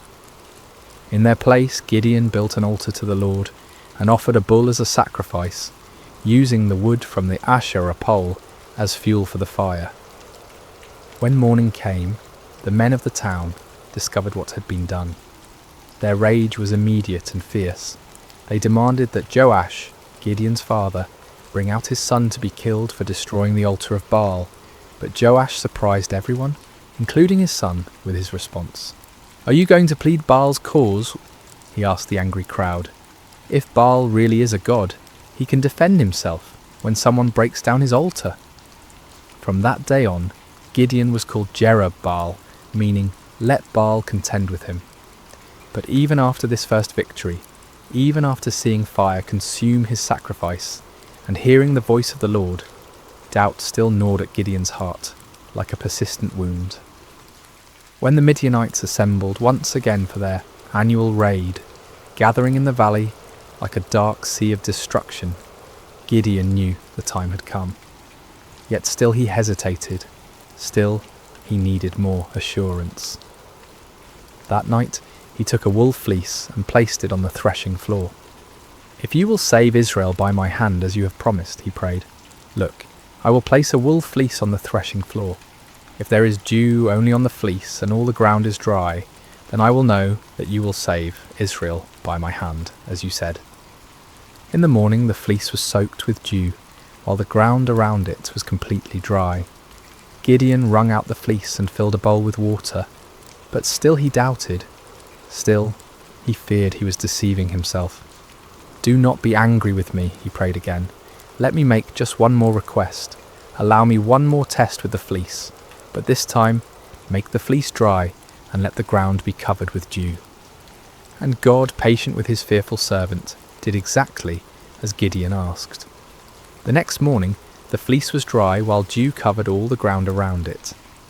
Finally, Gideon could doubt no longer. The signs were clear, the calling was certain. The God of Israel had indeed chosen him, the least and the weakest, to deliver his people from their oppressors.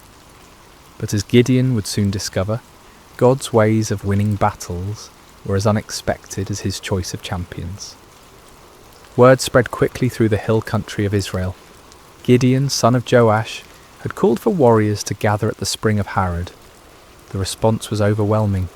Men came from every tribe, every village, every cave where families had been hiding.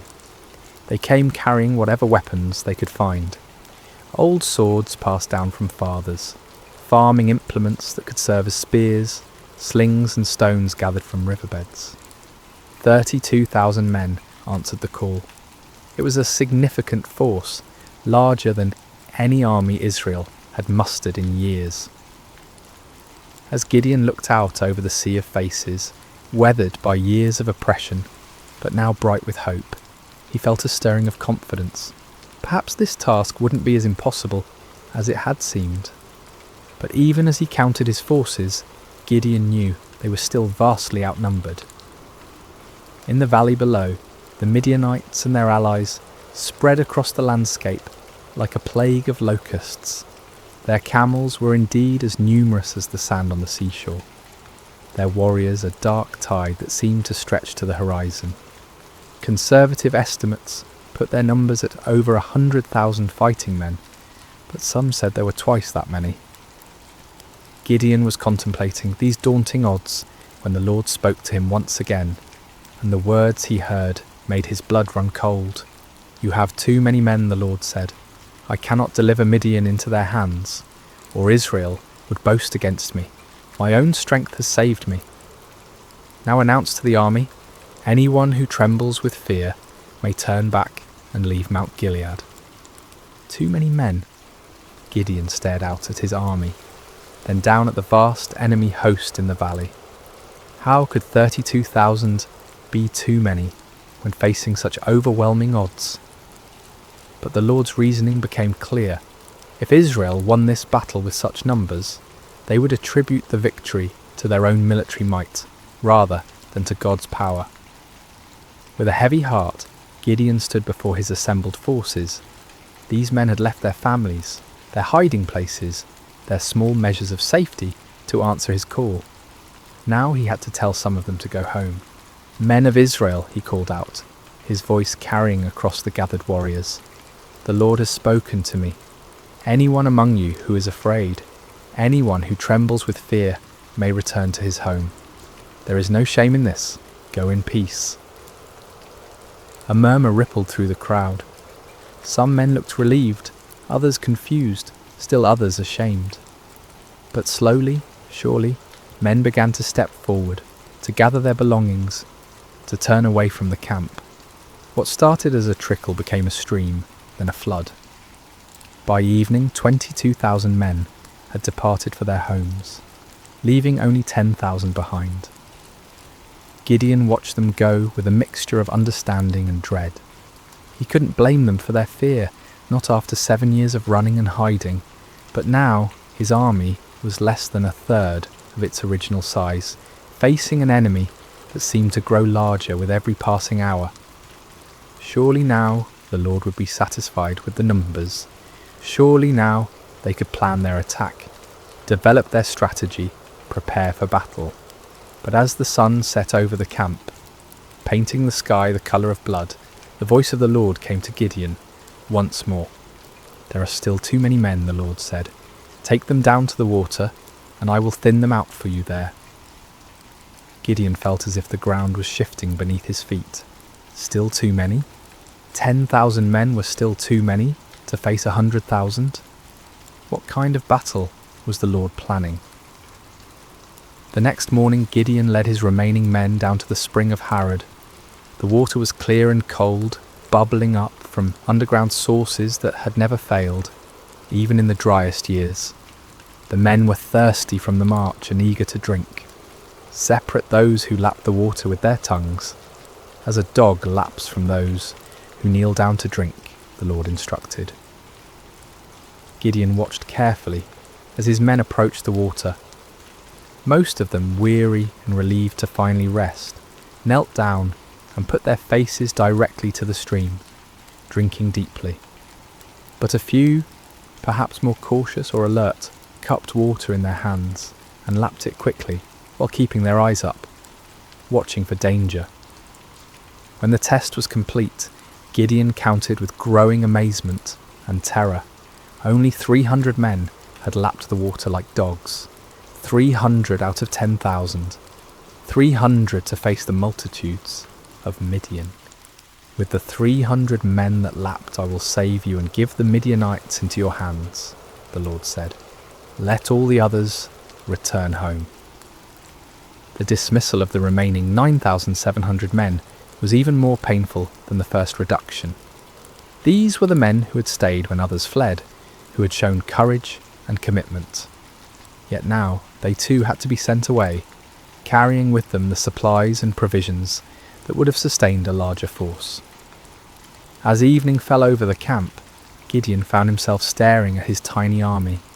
300 men sat around small fires, their faces illuminated by flickering flames. Some sharpened weapons, others mended gear, still others simply stared into the darkness where their enemies waited. They were farmers and shepherds, craftsmen and traders. None of them were professional soldiers. None of them had trained for this kind of warfare. Gideon walked among them, listening to their quiet conversations. Some spoke of their families, wondering if they would ever see their wives and children again. Others talked about the enemy, speculating about Midianite tactics and weapons. A few prayed quietly, their voices barely audible above the crackling of the fires. "Do you think we can win?" one young man asked his companion, his voice carrying the weight of doubt that Gideon felt in his own heart. "With God's help," came the reply, but even that voice held uncertainty. As Gideon continued his circuit of the camp, He felt the familiar weight of fear settling on his shoulders like a heavy cloak. 300 men. It was impossible. It was madness. It was a recipe for massacre, not victory.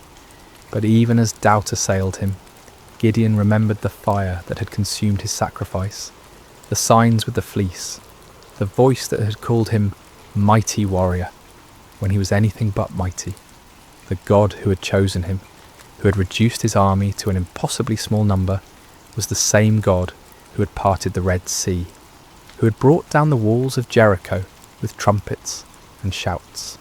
Still, as he looked out toward the valley, where enemy campfires twinkled like stars fallen to earth, Gideon found himself struggling with the same fears that had driven him to test God with fleeces.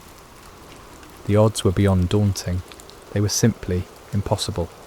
But perhaps, he thought with growing understanding, that was exactly the point. Sleep eluded Gideon that night. He tossed on his simple bedroll, listening to the sounds of his small army around him.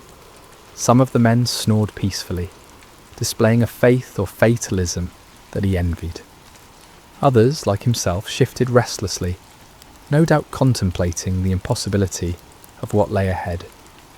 As the night deepened, the Lord spoke to him once more. "Get up, go down against the camp, because I am going to give it into your hands. If you are afraid to attack, go down to the camp with your servant Purah and listen to what they are saying. Afterward, you will be encouraged to attack the camp." The Lord knew him well, Gideon realized. He was indeed afraid, terrified beyond measure. The offer to scout the enemy camp was exactly what his anxious heart needed. Taking his servant Purah, a young man who had served his family faithfully for years, Gideon crept away from the Israeli camp under cover of darkness. The descent into the valley was treacherous in the darkness. They picked their way carefully between rocks and thorny bushes, each step taking them closer to the vast enemy encampment. As they drew near, the sheer scale of the Midianite army became even more overwhelming. Their campfires stretched as far as the eye could see in every direction, creating a galaxy of light in the darkness of the valley floor. The smell hit them first, thousands of camels, horses and men, creating a pungent mixture that hung heavy in the still night air. Then came the sounds, snoring, quiet conversations, the shuffling of animals, the occasional clank of weapons or armour. It was like approaching a vast, slumbering beast that could wake at any moment and devour them. Gideon and Purah crept to the edge of the camp, staying low among the rocks and scrub brush that dotted the valley floor. The nearest tents were only a few dozen yards away, their dark silhouettes outlined against the glow of dying fires. Guards moved slowly through the camp, but their attention was focused inward, watching for disturbances among their own people rather than looking outward for threats. As they settled into their hiding place, Gideon heard voices from a nearby tent. 2 men were talking in low tones, their conversation carrying clearly in the still night air. "I had the most disturbing dream," one man was saying. "I dreamed that a round loaf of barley bread came tumbling into the Midianite camp. It struck the tent with such force that the tent overturned and collapsed." His companion was quiet for a moment before responding, and when he did, his voice was heavy with foreboding. "This can be nothing other than the sword of Gideon, son of Joash the Israelite. God has given the Midianites and the whole camp into his hands." Gideon felt as if lightning had struck him. Here in the heart of the enemy camp, these soldiers were talking about him, about his victory, about their own defeat. The dream was clearly a sign from God. A simple barley loaf, representing humble Israel, would overturn the mighty tent of Midian. He grasped Purah's arm, and together they crept back through the darkness, toward their own camp. But now the impossible seemed possible. Now the 300 seemed not like a pitifully small force, but like the perfect instrument of God's power. The enemy was already defeated in their hearts. All that remained was to make that defeat a reality. Back in the camp, Gideon woke his sleeping warriors. "Get up," he whispered urgently. "The Lord has given the Midianite camp into your hands." The men rose quickly, gathering around their commander in the darkness. Gideon's voice was transformed, no longer tentative and fearful, but filled with supernatural confidence. "Listen carefully," he said. "We will divide into 3 companies of 100 men each. I will give each of you a trumpet and an empty jar with a torch inside it. Watch me and do exactly what I do. When I and all who are with me blow our trumpets, then you blow your trumpets all around the camp and shout, 'For the Lord and for Gideon.'" The plan was unlike anything any of them had ever heard of. No swords, no spears, no conventional weapons at all. Just trumpets, empty pottery jars and torches. It seemed almost like madness, but there was something in Gideon's voice, something in his bearing, that convinced them this was indeed the Lord's strategy.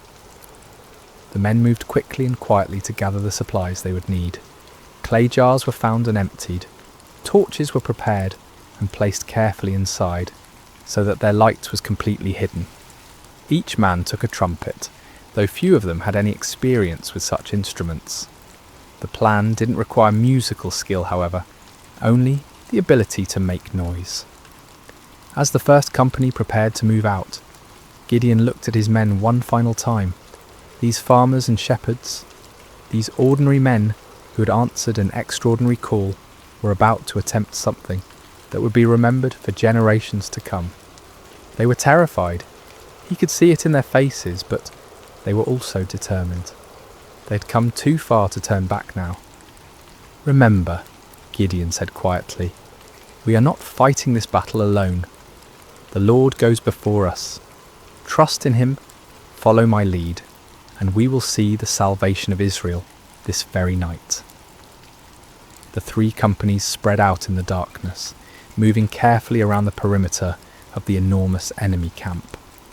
It took time to get into position, with each group having to navigate difficult terrain while carrying their unusual equipment. But finally, just as the middle watch began, just as the guards were changing and the camp was at its most vulnerable, Gideon's company reached their position on one side of the valley. He looked across the vast sea of tents and fires, knowing that his other 2 companies were in position on the other sides. Somewhere out there in the darkness, 200 other men were waiting for his signal, trusting him to lead them in this impossible venture. Gideon raised his trumpet to his lips, lifted his jar with its hidden torch, and prepared to find out whether the God of Israel would indeed fight for his people. The moment had come.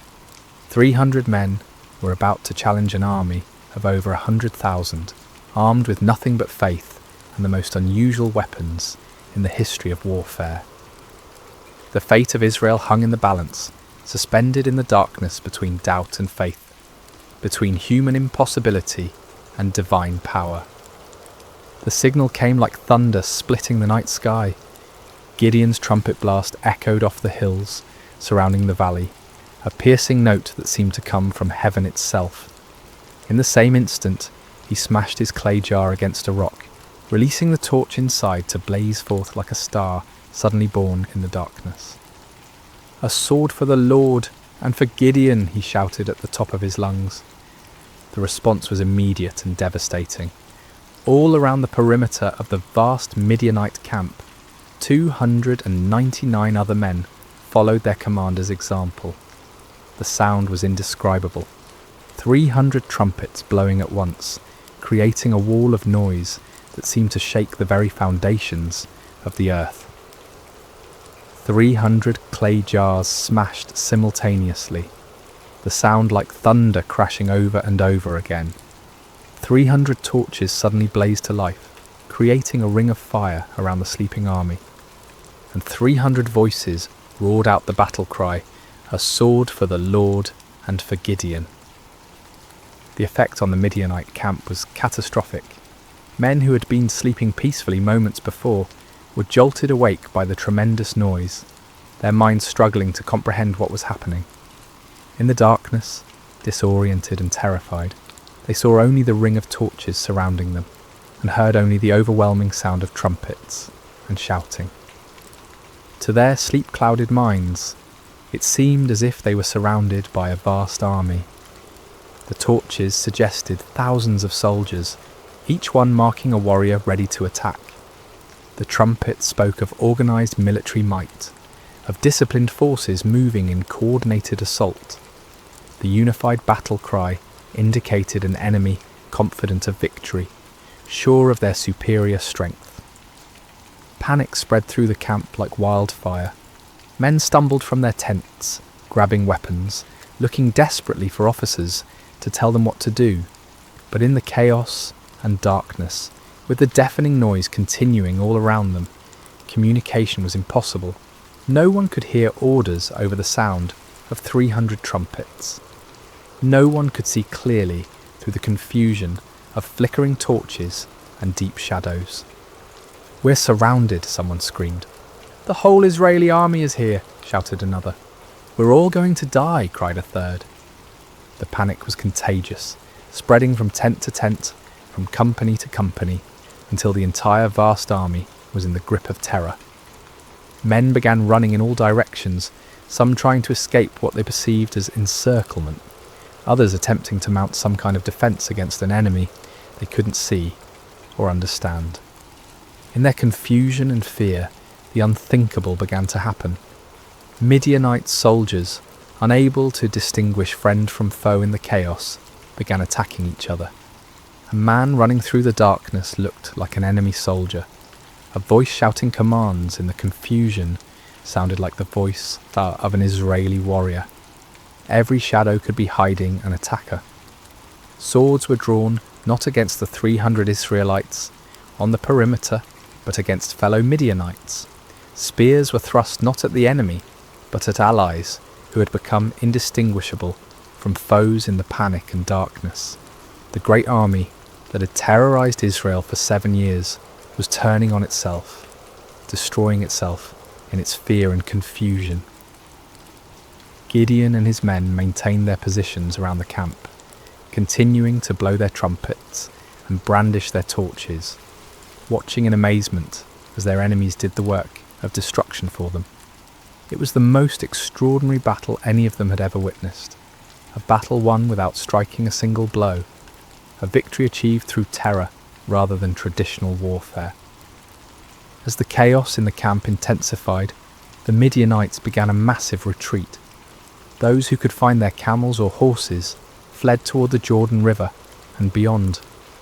Others ran on foot, abandoning their weapons, their supplies, their wounded comrades, in their desperate attempt to escape what they believed was certain annihilation. But Gideon was not content to simply watch his enemies flee. As the first light of dawn began to creep over the eastern hills, he sent messengers throughout the hill country of Israel, calling on his countrymen to join the pursuit.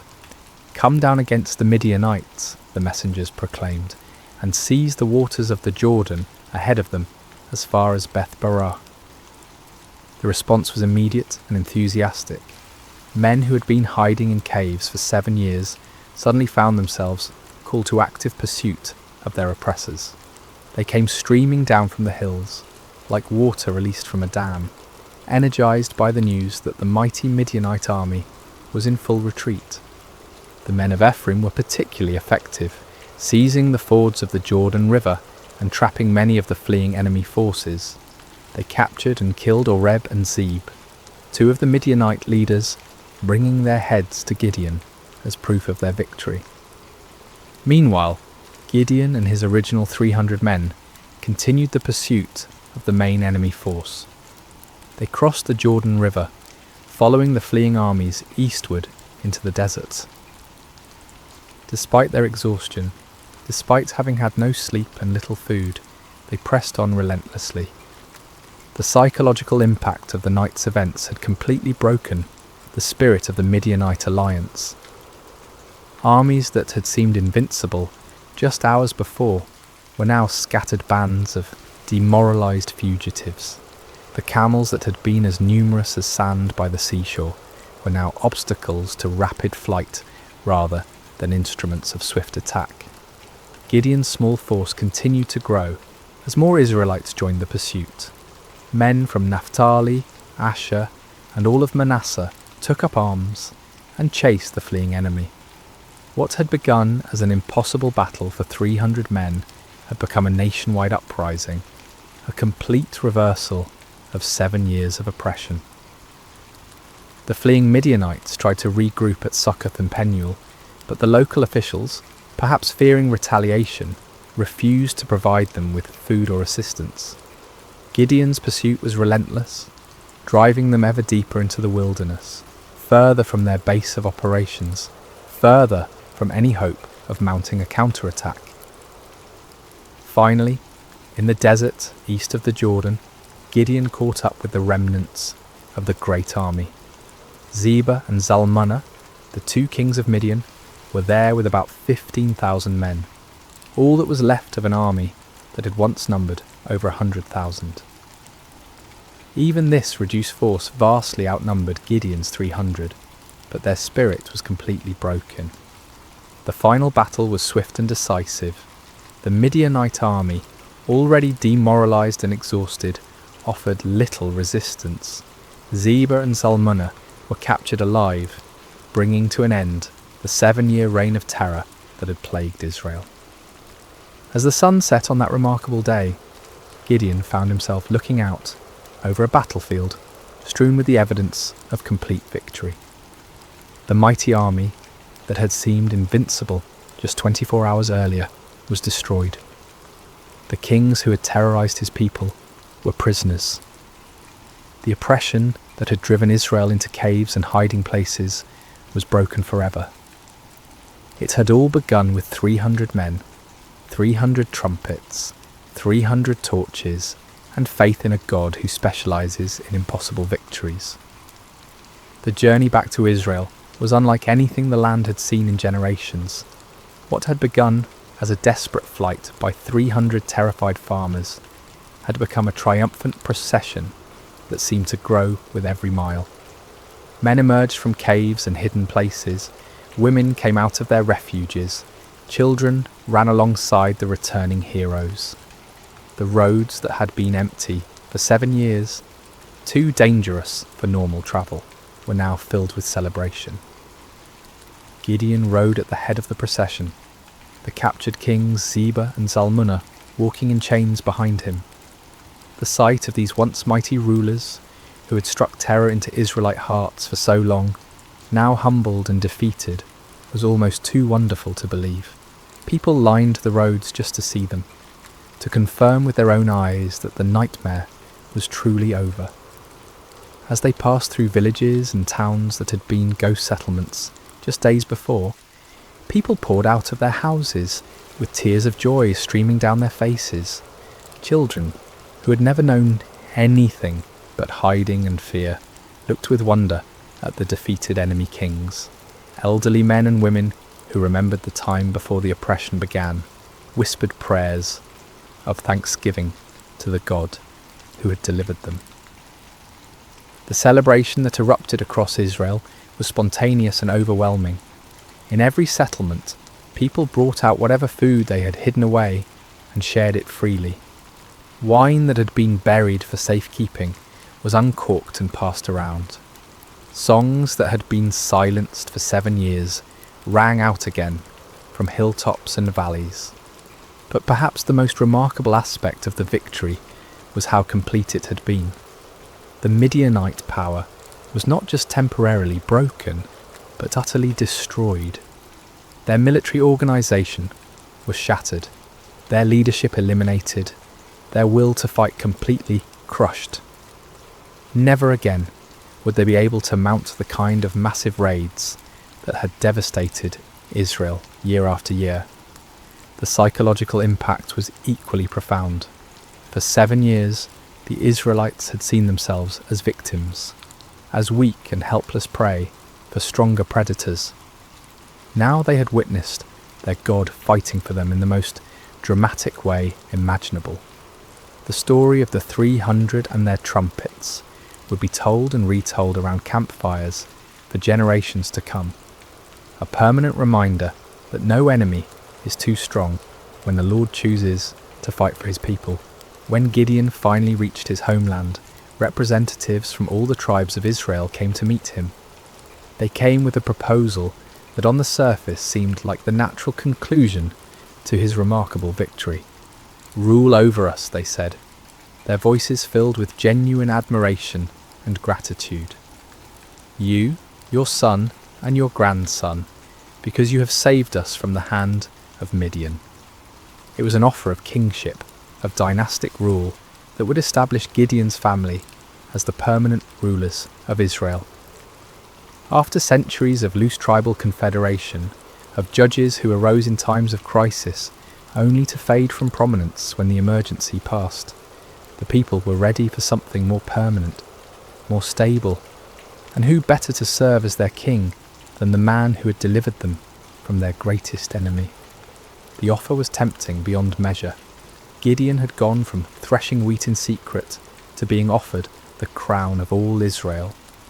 The boy who had hidden in wine presses was being invited to sit on a throne. The man who had doubted his own worth was being told that he was worthy to found a royal dynasty.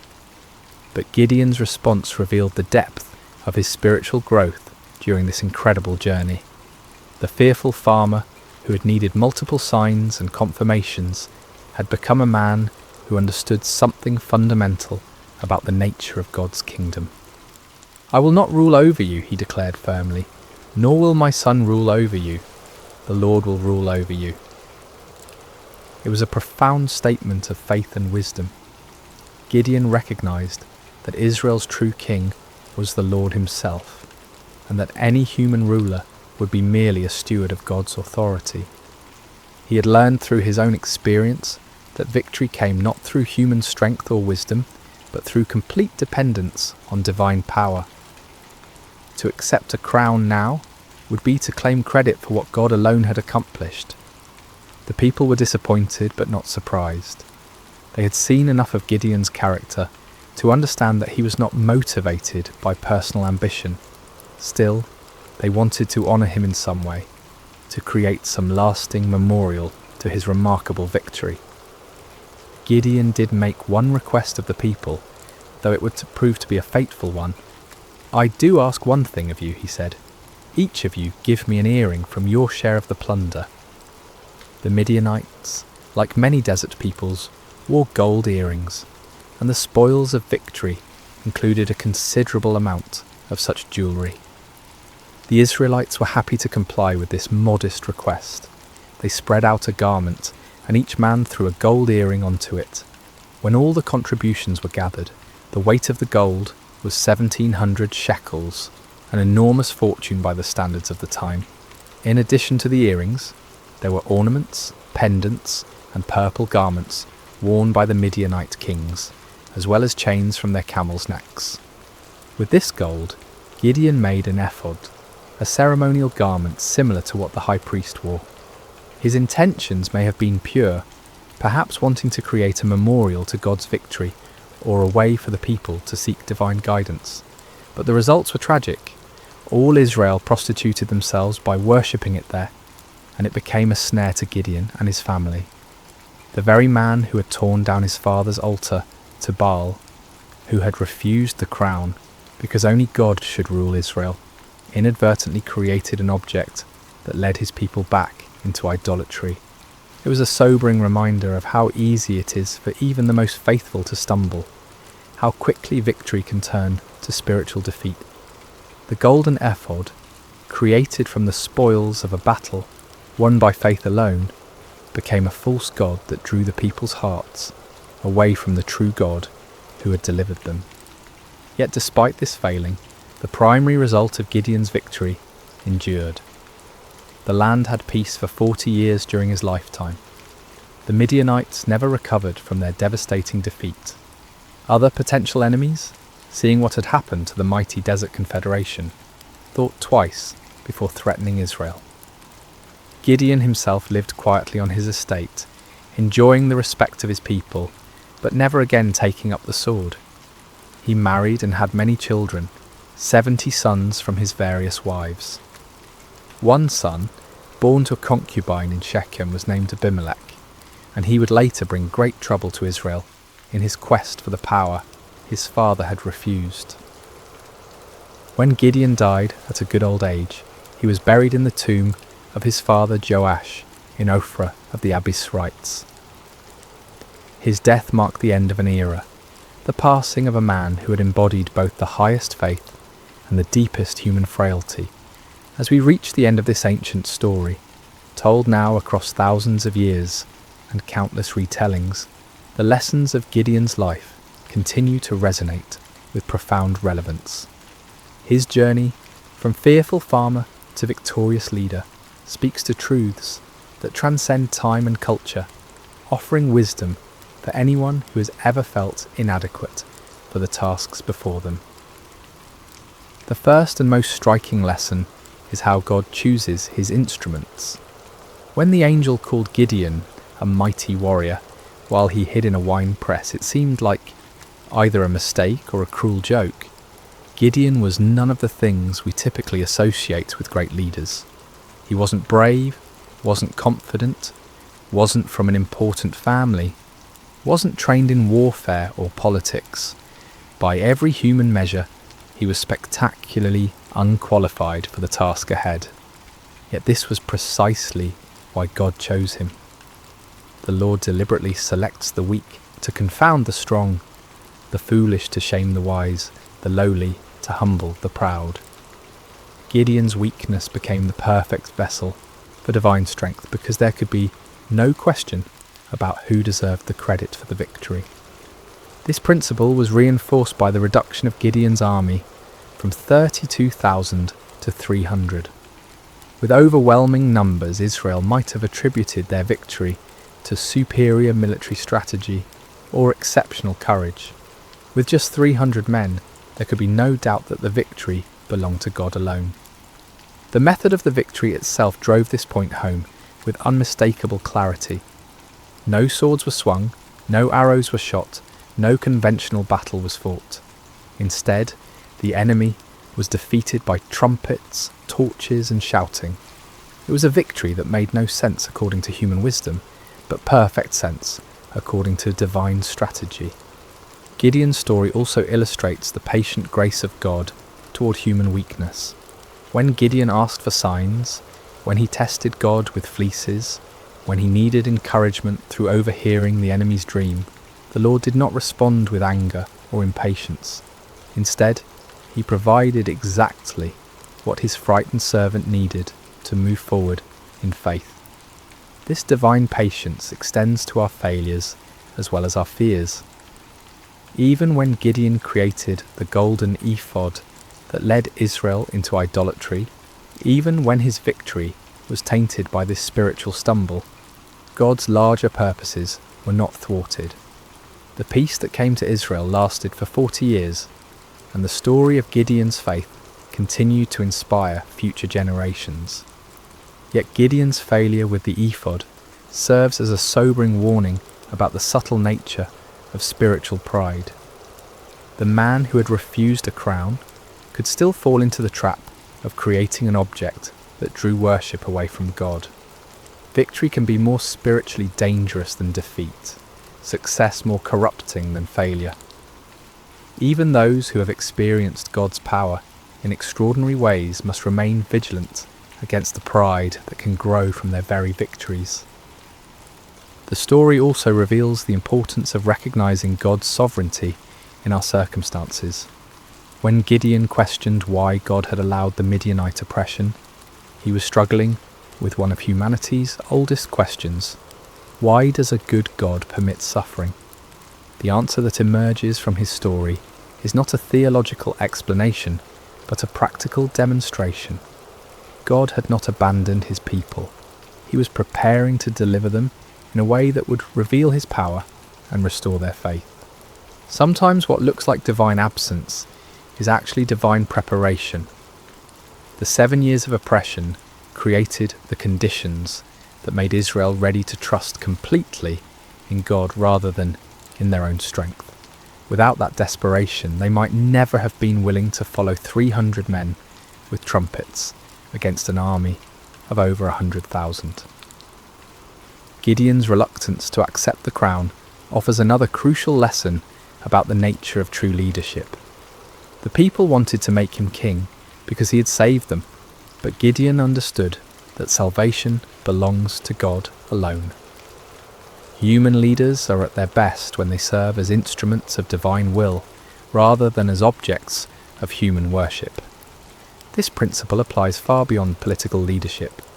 In families, in businesses, in communities, in churches, the most effective leaders are those who understand that their authority is delegated, that their successes come from sources beyond themselves, that their role is to point others toward truth rather than toward their own personalities or achievements. The transformation in Gideon's character throughout the story demonstrates the power of stepping out in faith despite fear. The man who ended the story was dramatically different from the one who began it, not because his circumstances had changed, but because he had learned to trust in something greater than his circumstances. He discovered what countless others have learned, that God's strength is made perfect in human weakness, that his power is most clearly displayed when human power is obviously inadequate, that the greatest victories often come in ways that make no earthly sense. For modern listeners, Gideon's story speaks to anyone who has ever felt overwhelmed by the challenges they face, whether dealing with personal struggles, family crises, professional obstacles, or community problems. The principles that guided Gideon remain relevant. True solutions often come not through human wisdom or strength, but through surrender to divine wisdom and dependence on divine strength. The story encourages us to look beyond the odds, beyond our qualifications, beyond conventional approaches, to find the unexpected ways that God might work. It reminds us that He specializes in impossible situations, that He delights in using unlikely people, that He often works in ways that confound human expectations. At the same time, Gideon's story warns us about the ongoing nature of spiritual vigilance. Victory is not a destination, but a stepping stone. Success is not an end, but a beginning. Even those who have experienced God's power in remarkable ways must continue to guard their hearts against pride, idolatry, and spiritual complacency. The golden ephod that became a snare to Gideon serves as a perpetual reminder that our greatest spiritual dangers often arise not from our failures, but from our successes, not from our weaknesses, but from our strengths, not from what we lack, but from what we have achieved. As we close this ancient tale, we're reminded that Gideon's story is ultimately not about Gideon at all. It's about a God who sees potential where others see only weakness, who creates strength from surrender, who wins victories through the most unlikely means. It's about divine love that persists through human doubt, divine patience that endures human testing, divine power that works through human frailty. The trumpets that shattered the midnight silence in that valley so long ago continue to echo through the centuries, calling each generation to trust in something greater than themselves, to step forward in faith despite their fears, to discover that the God who delivered Israel through 300 men with torches is still in the business of impossible victories. In our own valleys of challenge and oppression, surrounded by enemies that seem too numerous to count, facing odds that appear insurmountable, Gideon's story whispers the same truth that changed a fearful farmer into a mighty warrior. The Lord is with you, and in Him even the weakest can become strong. Even the smallest can achieve great things. Even the most unlikely can be used for extraordinary purposes. The battle belongs to the Lord, and in Him, victory is always possible. And so we end where we began, with a simple truth that transcends time and circumstance. When God chooses to fight for His people, no enemy can stand, no odds are too great, and no victory is impossible. The story of Gideon continues to unfold in every generation, in every heart that learns to trust, not in human strength, but in divine power, not in earthly wisdom, but in heavenly guidance, not in what we can see, but in what God can do. May this ancient story find new life in modern hearts. May its lessons take root in contemporary soil, and may its timeless truths continue to inspire faith, courage, and hope in all who hear it. For the God who called Gideon from his hiding place continues to call ordinary people to extraordinary purposes, continues to choose the weak to confound the strong, and continues to win impossible victories through the most unlikely means. The story of Gideon is, in the end, the story of all who learn to trust in something greater than themselves. It is the story of divine love that never gives up, divine power that never fails, and divine grace that transforms fearful hiding into mighty victory. This has been the story of Gideon and the battle against Midian, shared with you tonight through sacred slumber. May it bring you peace, may it strengthen your faith, and may it remind you that no challenge is too great when faced with divine help. Sleep well, dear listener, and may your dreams be filled with the trumpets of victory and the light of hope that never dies.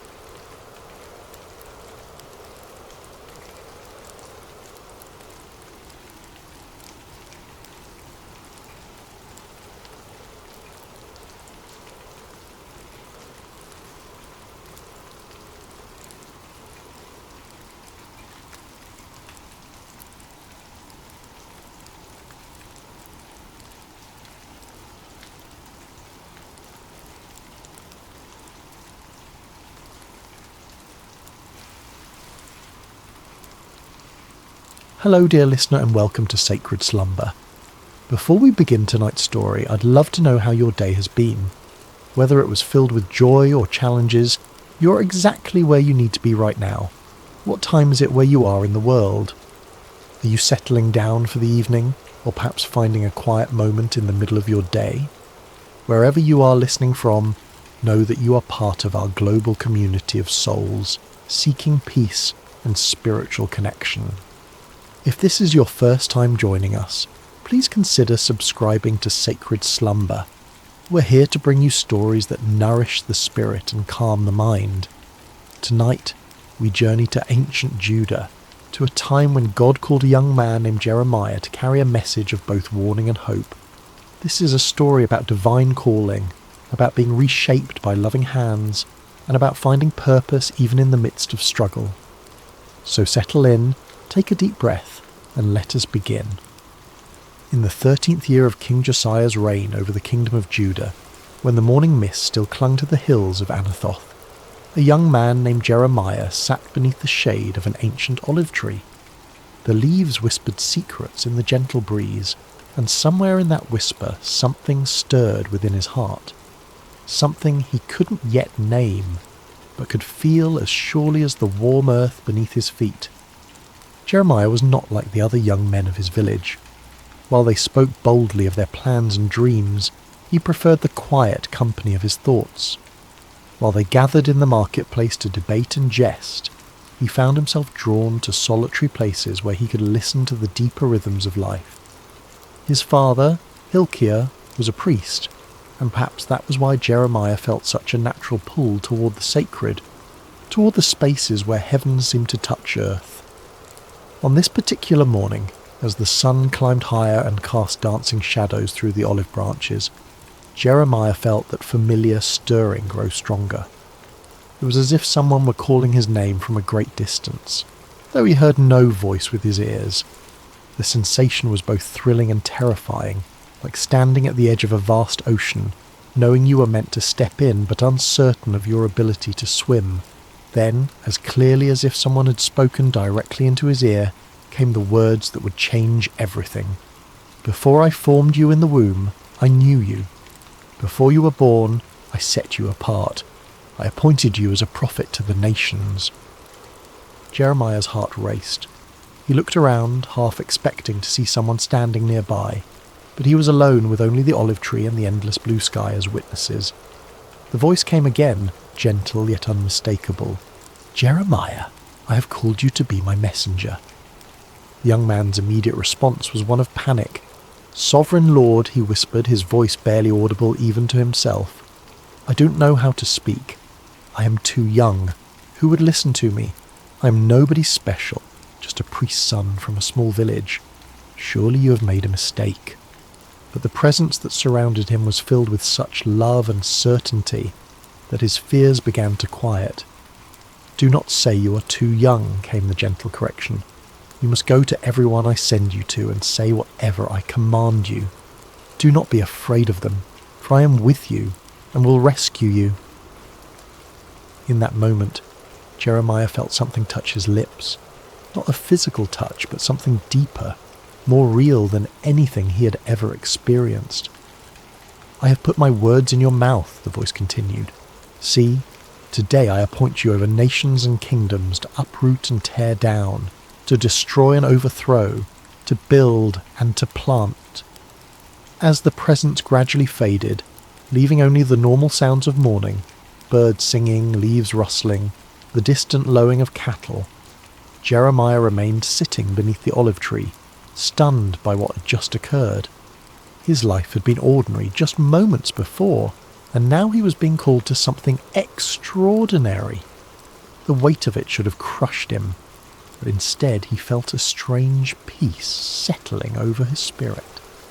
He didn't yet understand what lay ahead, couldn't foresee the years of rejection and persecution that awaited him, or the deep wells of sorrow he would have to draw from. He only knew that the God of his fathers had spoken to him, had chosen him for a purpose that was both terrible and wonderful. And though he trembled at the thought of it, something deep within him whispered back, "Yes, Lord, I will go." Months passed after Jeremiah's calling, and he found himself struggling with the enormity of his task. The messages that came to him were not easy ones. Words of warning about the spiritual condition of Judah, prophecies of coming judgment if the people didn't turn back to their God. How could he, a young man with no credentials or authority, stand before the elders and priests and kings with such heavy words? One morning, as Jeremiah prayed in the quiet of his chamber, seeking guidance for this impossible mission, he heard the familiar voice of the Lord speaking to him once again. "Go down to the potter's house, and there I will give you my message."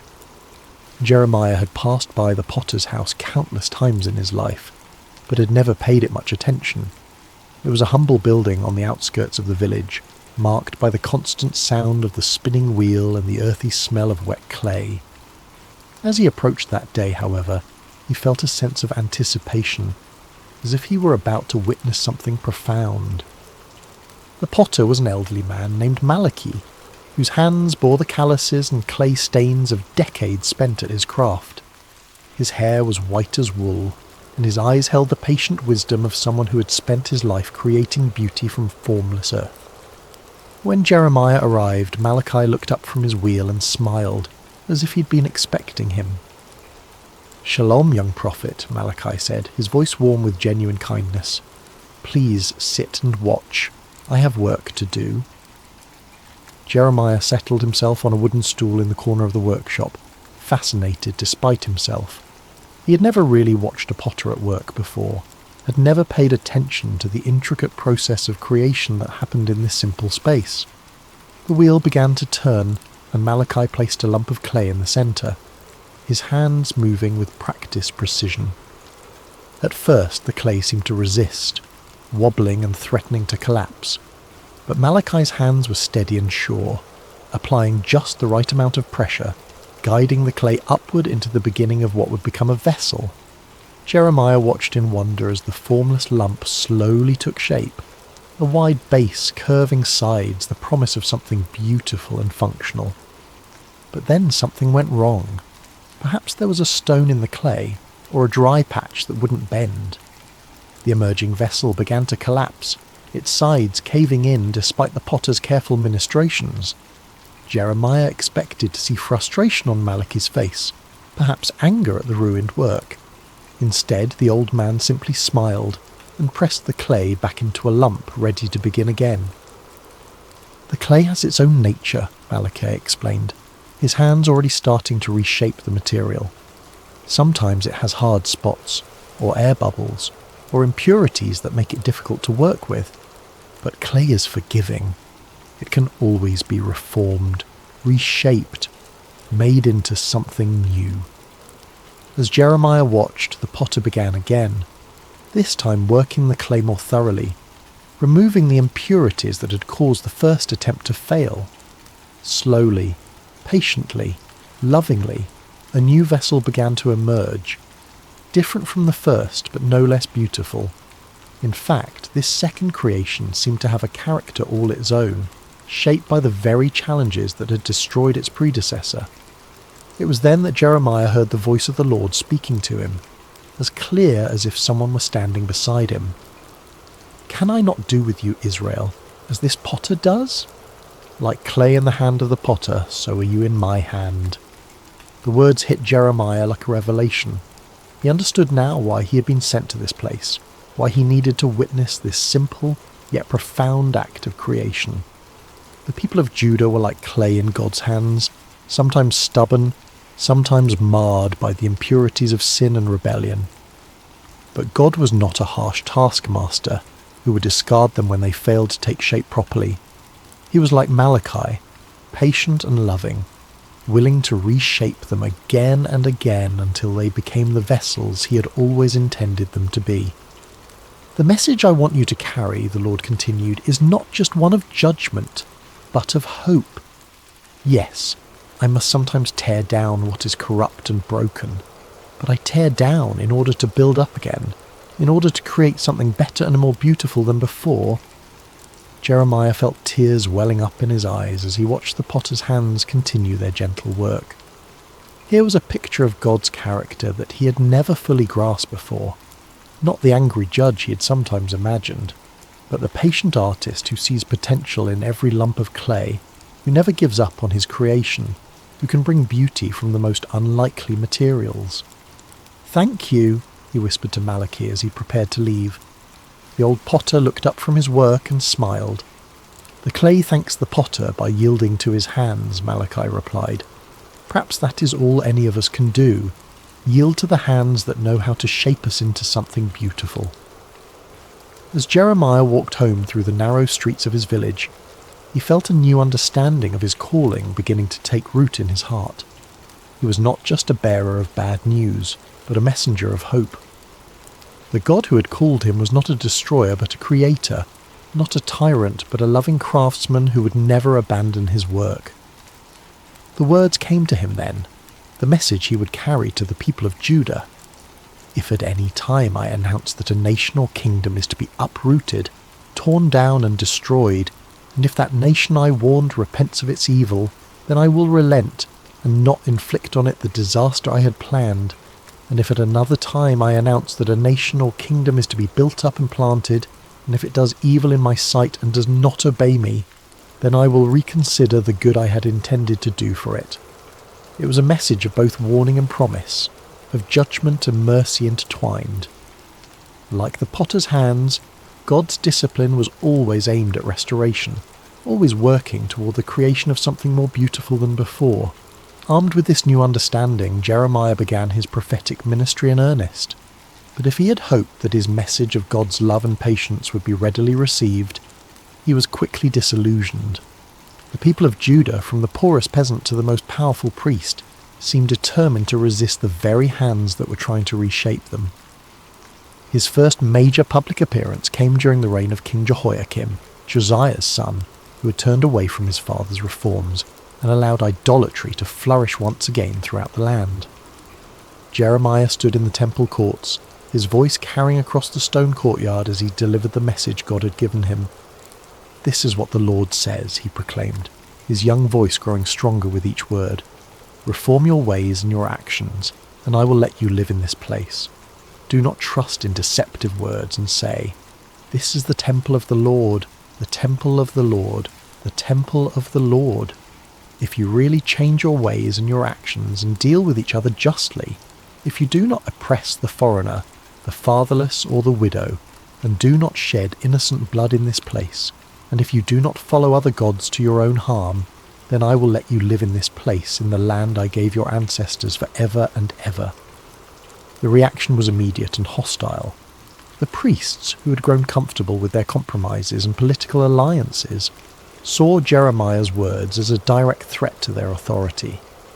The wealthy merchants and nobles who had prospered by exploiting the poor and forming partnerships with pagan nations heard his call for justice as an attack on their way of life. "Who does this young man think he is?" they muttered among themselves. "He speaks of judgment and destruction like some kind of doomsday prophet. Where is his authority? Where are his credentials?" But Jeremiah continued, his heart breaking even as he spoke the words God had given him. He could see the spiritual adultery that had infected his beloved nation, the way they had turned from the God who had delivered them from Egypt and given them this promised land. They had made alliances with foreign powers, adopted their gods, and forgotten the covenant that had made them a people set apart. "My people have committed 2 sins, he declared, his voice now thick with emotion. "They have forsaken me, the spring of living water, and have dug their own cisterns, broken cisterns that cannot hold water." The imagery was powerful and heartbreaking. Jeremiah could see it so clearly. A nation that had access to the purest, most life-giving water imaginable, yet had chosen instead to dig broken wells that left them thirsty and desperate. They had exchanged their glory for worthless idols, their security for political alliances that would ultimately fail them. As the weeks and months passed, Jeremiah's message remained consistent, but the opposition grew fiercer. He was mocked in the streets, his words dismissed as the ravings of a madman. Children threw stones at him, and adults crossed to the other side of the road to avoid his presence. The loneliness was crushing, but what hurt most was seeing the people he loved rushing toward destruction, their ears closed to the voice of the one who wanted to save them. One particularly dark day, after being physically threatened by a group of priests who wanted to silence him permanently, Jeremiah found himself wondering if he had misunderstood his calling. Perhaps God hadn't really spoken to him at all. Perhaps he was just a deluded young man with an overactive imagination and a tendency toward melancholy. But then he remembered the potter's house, the gentle hands shaping and reshaping the clay, and he understood something profound about the nature of love. True love doesn't just tell people what they want to hear, it tells them what they need to hear, even when that truth is painful. The potter sometimes had to apply pressure to the clay, had to work out the impurities and air bubbles, and this process wasn't always comfortable for the clay, but it was necessary for the clay to become what it was meant to be. "I am not their enemy," Jeremiah whispered to himself as he walked through the quiet streets late one evening. "I am their friend. I am speaking these hard words because I love them, because God loves them, because we can't bear to see them destroy themselves." The revelation gave him strength to continue, even as the opposition intensified. He began to write down his prophecies, creating a record of God's words that could be preserved even if his voice was silenced. He wrote of the coming judgment, but also of the hope that lay beyond it, the promise of a new covenant, a time when God would write his law on their hearts rather than on tablets of stone. "The days are coming," he wrote, his hand moving quickly across the parchment, "when I will make a new covenant with the people of Israel and with the people of Judah. It will not be like the covenant I made with their ancestors when I took them by the hand to lead them out of Egypt, because they broke my covenant, though I was a husband to them. This is the covenant I will make with the people of Israel after that time. I will put my law in their minds and write it on their hearts. I will be their God, and they will be my people." Even in the midst of his loneliness and rejection, Jeremiah held on to this vision of hope. The potter was still at work, still shaping, still creating something beautiful from the clay of human hearts. The process might be painful, but the end result would be worth it all. There came a time when the weight of his calling became almost too much for Jeremiah to bear. The constant rejection, the threats, the loneliness of being God's messenger to a people who didn't want to hear from God. It all pressed down on him like a physical burden. He had been faithful to his calling for years now, and what did he have to show for it? A nation that seemed more rebellious than ever, leaders who actively opposed him, and a heart that felt like it might break from the strain. The breaking point came when Pashur, the priest who was chief officer in the temple, had Jeremiah beaten and put in stocks overnight for prophesying that Jerusalem would be destroyed. The humiliation was complete, displayed like a common criminal in front of the very people he was trying to save. When he was released the next morning, bruised and aching, Jeremiah's first instinct was to flee. He made his way to his favourite spot of solitude, a small grove of trees outside the city where he often went to pray. There, surrounded by the peaceful sounds of nature, he poured out his heart to God in words that were both complaint and lament. "You deceived me, Lord, and I was deceived," he cried out, his voice raw with emotion. "You overpowered me and prevailed. I am ridiculed all day long. Everyone mocks me. Whenever I speak, I cry out proclaiming violence and destruction. So the word of the Lord has brought me insult and reproach all day long." The words felt almost blasphemous as they left his lips, but they were honest words, torn from the depths of his soul. He'd given everything to this calling. His youth, his dreams of a normal life, his relationships with family and friends. And for what? To be treated as a pariah, a madman, a troublemaker. In that moment of deepest despair, Jeremiah made a decision that felt like the only sane choice left to him. He would be silent. No more prophecies, no more warnings, no more attempts to turn the hearts of a stubborn people back to their God. He would find a quiet corner of the world and live out his days in peace, letting others worry about the spiritual condition of the nation. The resolve felt good at first, like setting down a burden that had been crushing him. For several days, he said nothing about the visions that continued to come to him, ignored the urgings in his spirit to speak out against the injustices he witnessed. He tried to live like a normal person, to find satisfaction in simple pleasures and everyday concerns. But something strange began to happen. The more he tried to suppress the words God had given him, the more they seemed to burn within him. It was as if a fire had been kindled in his bones, a flame that grew hotter the more he tried to smother it. The visions wouldn't stop coming. The burden for his people wouldn't lift, and the words of God seemed to be blazing inside him like a furnace. "But if I say, I will not mention his word or speak any more in his name," he found himself whispering, "his word is in my heart like a fire shut up in my bones. I am weary of holding it in. Indeed, I cannot."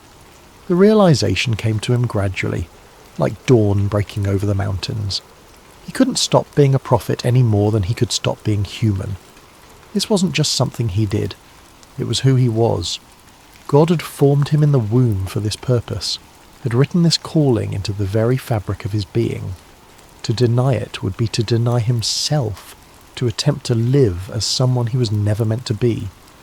But more than that, he began to understand that his struggles and sufferings were not signs that he had failed in his calling, but evidence that he was fulfilling it exactly as God intended.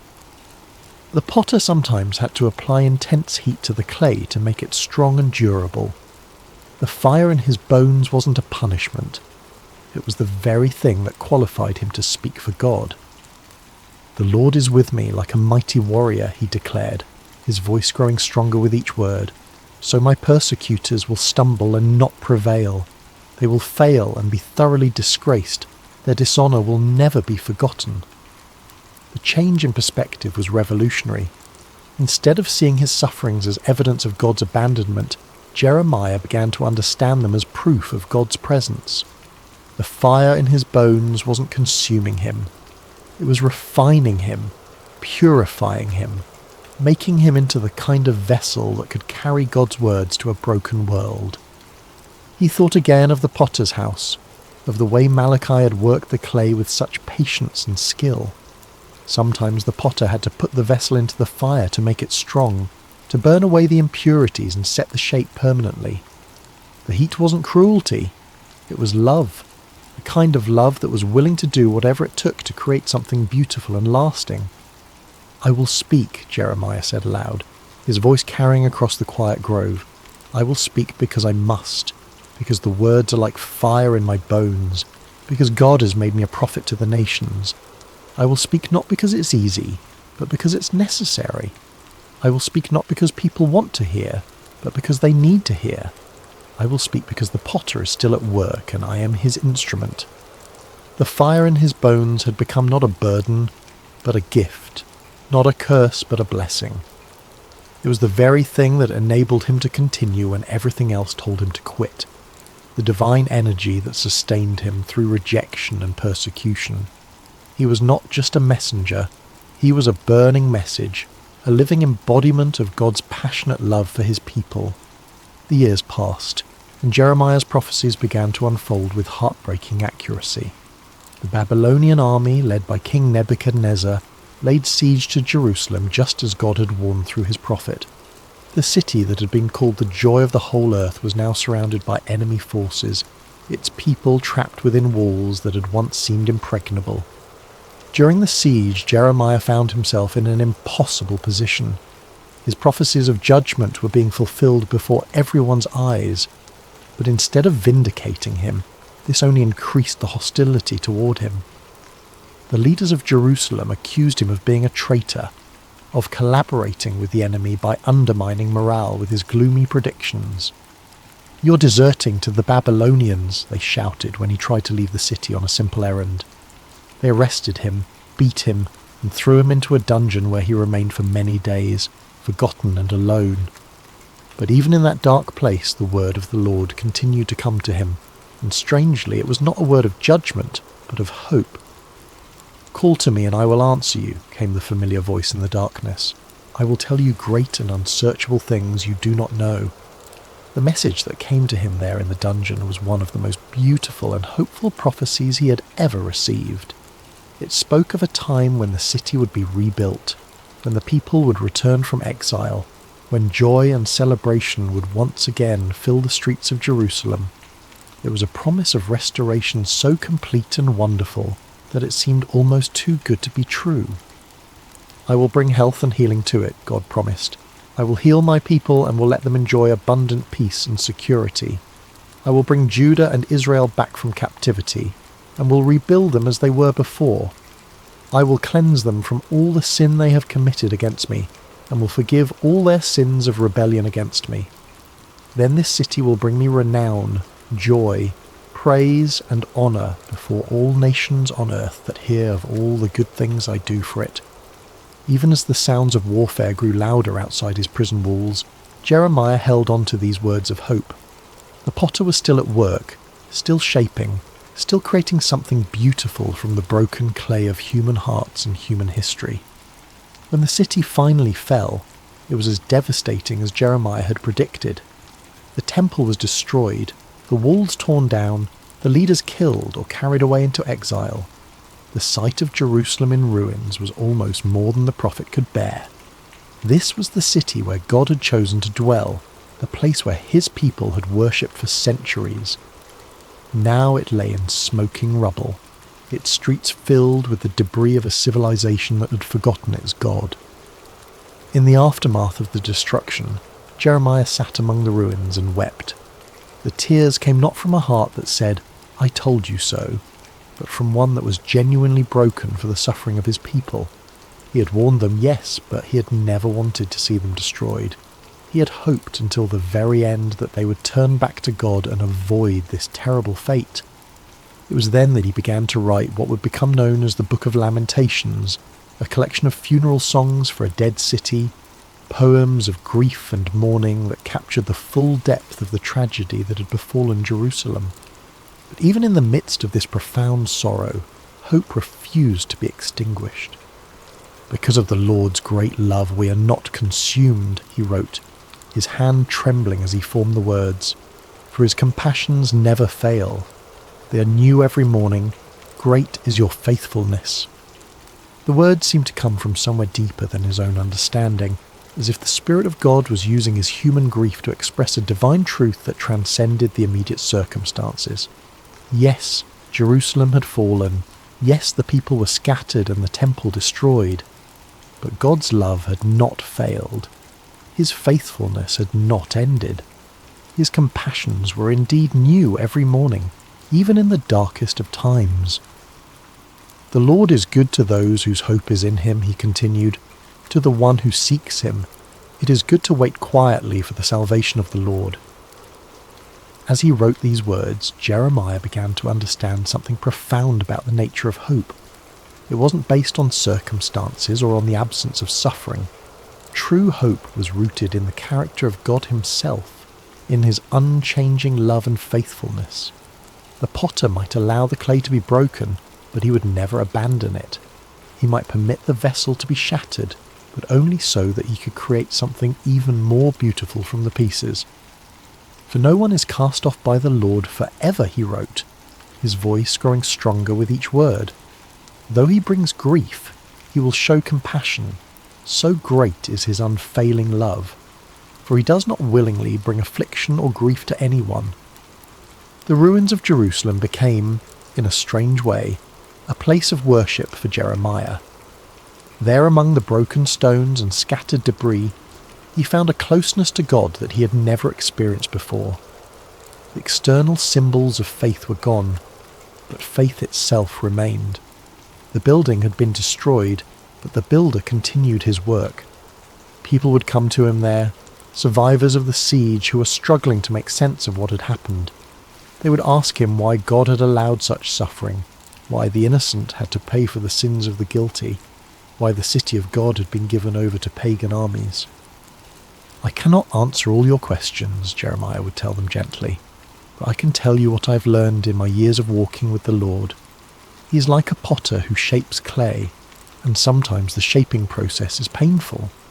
But he never works without purpose, and he never abandons what he has begun. The vessel may be broken, but the potter's hands are still at work creating something new from the pieces." In the final years of his life, Jeremiah found himself in Egypt, carried there against his will by a group of Jewish refugees who feared remaining in the land of Judah. It was not where he had expected to end his days, far from the city he had loved and served for so many years. But even in this foreign land, he continued to speak the words God gave him, continued to comfort and challenge the people who had been scattered by the winds of history. As he sat one evening by the banks of the Nile watching the sunset over the ancient land of the Pharaohs, Jeremiah reflected on the long journey that had brought him to this place.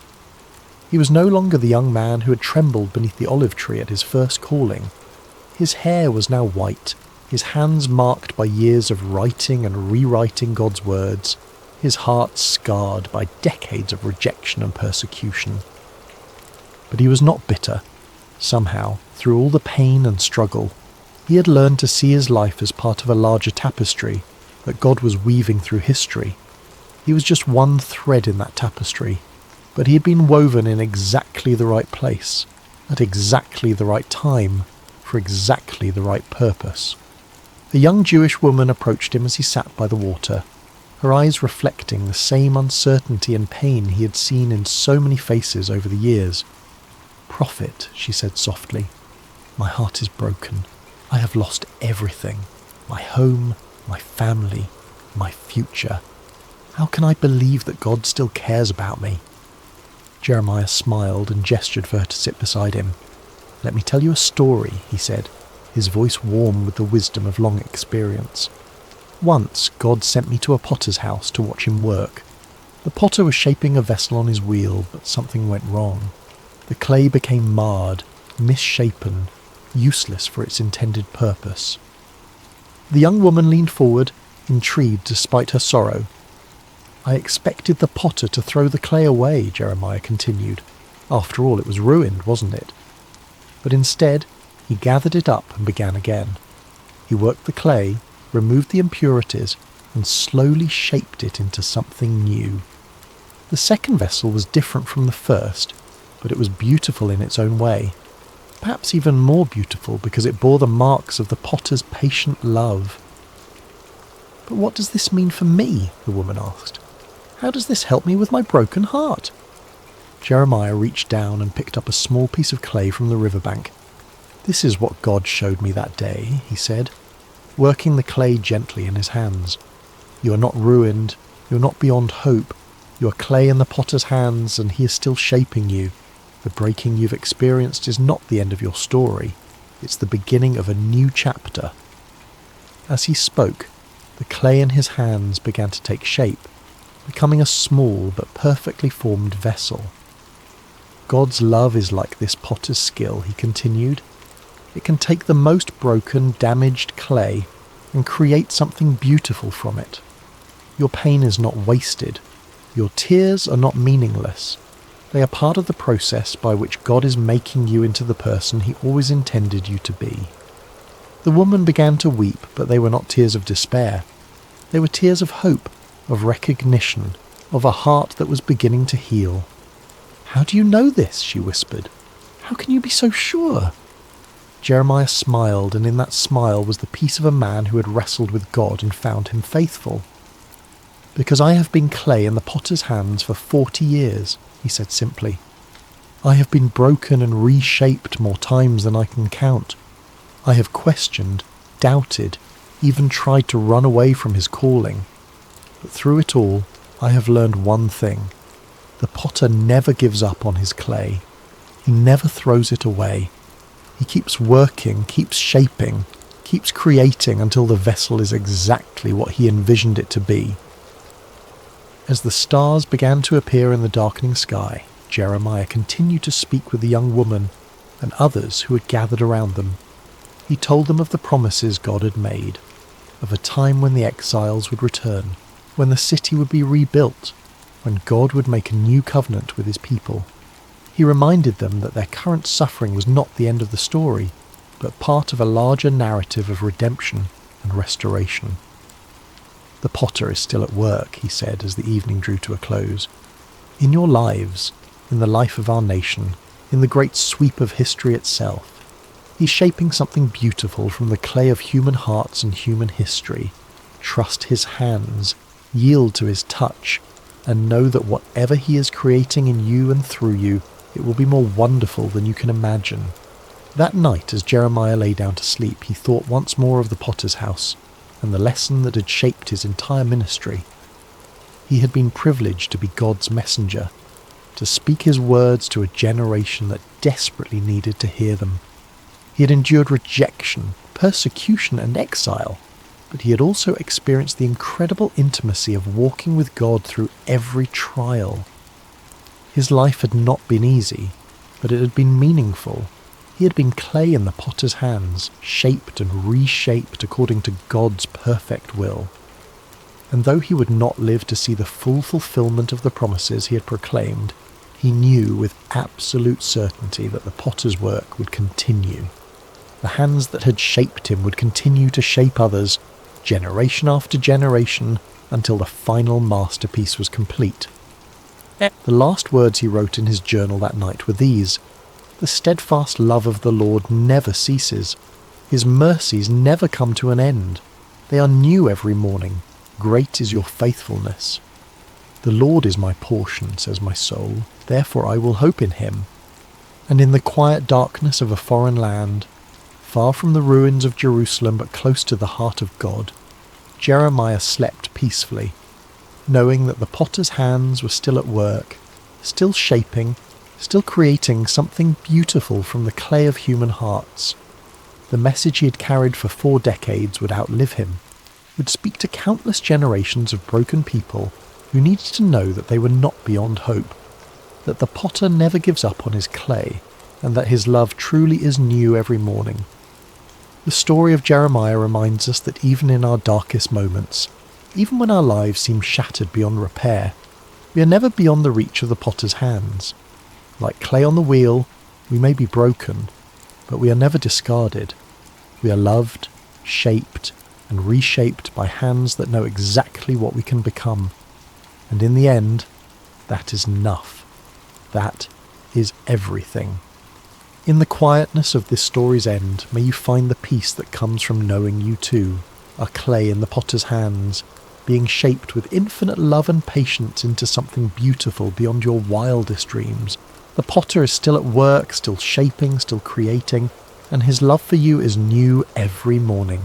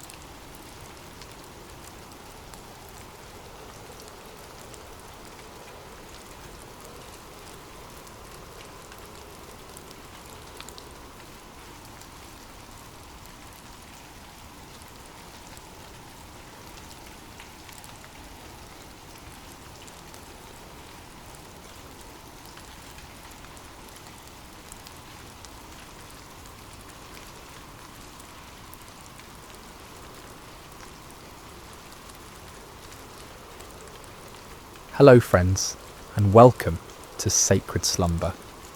I hope your day has been filled with blessings, no matter what time you're joining us or where you are in this beautiful world. Before we begin tonight's journey into the remarkable story of Gideon, I want to invite you to subscribe to Sacred Slumber so you never miss these powerful biblical narratives that can transform your heart and strengthen your faith. Now let's settle in as we explore one of the most extraordinary accounts of courage, faith, and divine intervention in all of Scripture. The sun hung low over the hills of Israel, casting long shadows across a land that had once flowed with milk and honey. But those days seemed like distant memories now. The once prosperous nation had fallen into chaos, its people scattered and hiding like frightened animals. For 7 long years, the Midianites had swept down upon Israel like locusts, devouring everything in their path. Picture, if you will, the terror that gripped every village and farmstead. Families would wake each morning, not knowing if this would be the day the raiders would come. Fathers would venture out to check their crops, only to find them trampled and stolen. Children would be hushed to silence at the first sound of hoofbeats on the horizon. The very air seemed thick with fear and desperation. The Midianites, along with their allies, the Amalekites, and other eastern peoples, had turned the conquest of Israel into an annual ritual. Like a plague of locusts, they would arrive at harvest time, their camels beyond counting, stretching across the landscape as far as the eye could see. They would strip the land bare, taking not only the grain and livestock, but also crushing the spirits of God's chosen people. Farmers had abandoned their fields, choosing instead to hide in mountain caves and underground chambers.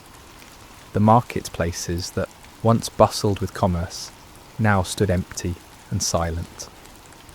What should have been a time of celebration and thanksgiving for the harvest had become a season of dread and starvation. Israel's cities, once proud and strong, had crumbled into mere shadows of their former glory. The walls that should have protected the people lay in ruins, and the gates that once welcomed travellers now hung broken on their hinges. It was as if the very blessing of God had departed from the land, leaving behind only sorrow and defeat. In this atmosphere of despair, mothers would gather their children close and whisper the old stories of how God had delivered their ancestors from Egypt. how he had parted the Red Sea and given them victory over mighty enemies, but those stories seemed like fairy tales now, beautiful but impossible dreams from a time when God still cared about his people. The elders of Israel shook their heads in bewilderment. Where was the God of Abraham, Isaac and Jacob? Where was the mighty deliverer who had once fought for them? Had he forgotten his covenant? Had he abandoned them to their enemies forever? It was into this world of darkness and desperation that our story begins, in the small town of Ophrah, where a young man named Gideon was about to discover that God had not forgotten his people, after all. But Gideon, like so many others, had lost hope. He had watched his family's livelihood disappear year after year, and he had grown tired of empty promises and unanswered prayers. On this particular day, as storm clouds gathered on the horizon, both literally and figuratively, Gideon was engaged in the dangerous work of threshing wheat. But he wasn't doing it in the traditional threshing floor, where the grain could be properly separated from the chaff by the wind. Instead, he was hidden away in a wine press, a place where grapes were normally crushed to make wine. It was cramped, inefficient, and poorly ventilated, but it offered something more valuable than convenience. It offered concealment from enemy eyes.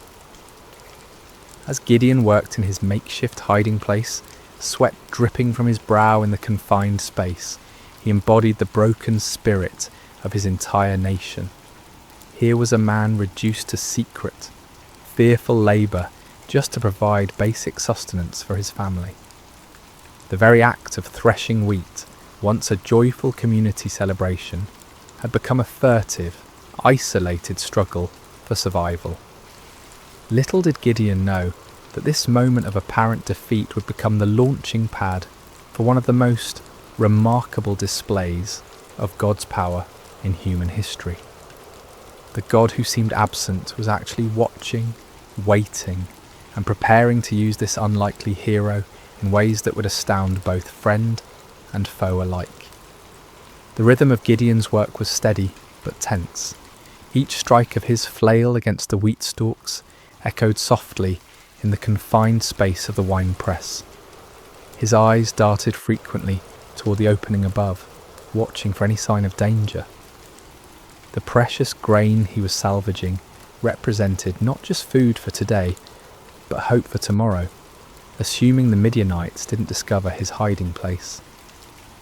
The silence of the afternoon was broken by an unexpected voice. "The Lord is with you, mighty warrior." Gideon's heart nearly stopped. He spun around, flail raised defensively, expecting to see a Midianite scout who had somehow discovered his secret location. Instead, he found himself face to face with a figure unlike any he had ever encountered. The stranger sat calmly beneath the great oak tree that overlooked the wine press, his presence somehow both commanding and peaceful. The greeting struck Gideon as almost mockingly ironic. Mighty warrior? Him? The man who was reduced to threshing wheat in secret, constantly looking over his shoulder in fear. And the Lord is with you? If that were true, then why was Israel suffering under such devastating oppression? "Pardon me, my lord," Gideon replied, his voice heavy with skepticism and pain. "But if the Lord is with us, why has all this happened to us? Where are all his wonders that our ancestors told us about when they said, 'Did not the Lord bring us up out of Egypt?' But now the Lord has abandoned us and given us into the hand of Midian." The words poured out of Gideon like water from a broken dam. Years of frustration, disappointment, and unanswered questions came tumbling forth. He had grown up hearing the magnificent stories of God's mighty deeds, of pillars of fire and cloud, of armies defeated and nations subdued. But where was that God now? Where were those miracles when his people needed them most? The stranger listened patiently to Gideon's outburst, showing no offence at the young man's boldness or apparent lack of faith. There was something in his eyes that spoke of ancient wisdom and unlimited compassion. When Gideon finished speaking, the visitor's response was both simple and earth-shattering. "Go in the strength you have and save Israel out of Midian's hand. Am I not sending you?" The audacity of the command took Gideon's breath away. Save Israel? Him? The implications were staggering. This wasn't a request for him to join an army or support a cause. This was a divine commission to personally lead the deliverance of an entire nation from a seemingly impossible situation. "Pardon me, my lord," Gideon stammered, his mind reeling, "but how can I save Israel? My clan is the weakest in Manasseh, and I am the least in my family." Gideon's response revealed the depth of his feelings of inadequacy. In a culture where tribal strength and family position determined social standing and influence, he saw himself as doubly disqualified. His clan held no political power, commanded no great armies, and possessed no significant wealth. Within that already weak clan, he was the youngest, the most inexperienced, the least likely to be chosen for any position of leadership. But the stranger's next words would echo through the ages as one of the most profound promises ever given to a human being. "I will be with you, and you will strike down all the Midianites, leaving none alive." The promise was comprehensive and absolute. Not some of the Midianites, not most of them, but all of them. The victory would be complete and decisive. But more importantly, it would not depend on Gideon's strength, wisdom, or experience. It would depend entirely on the presence and power of God himself.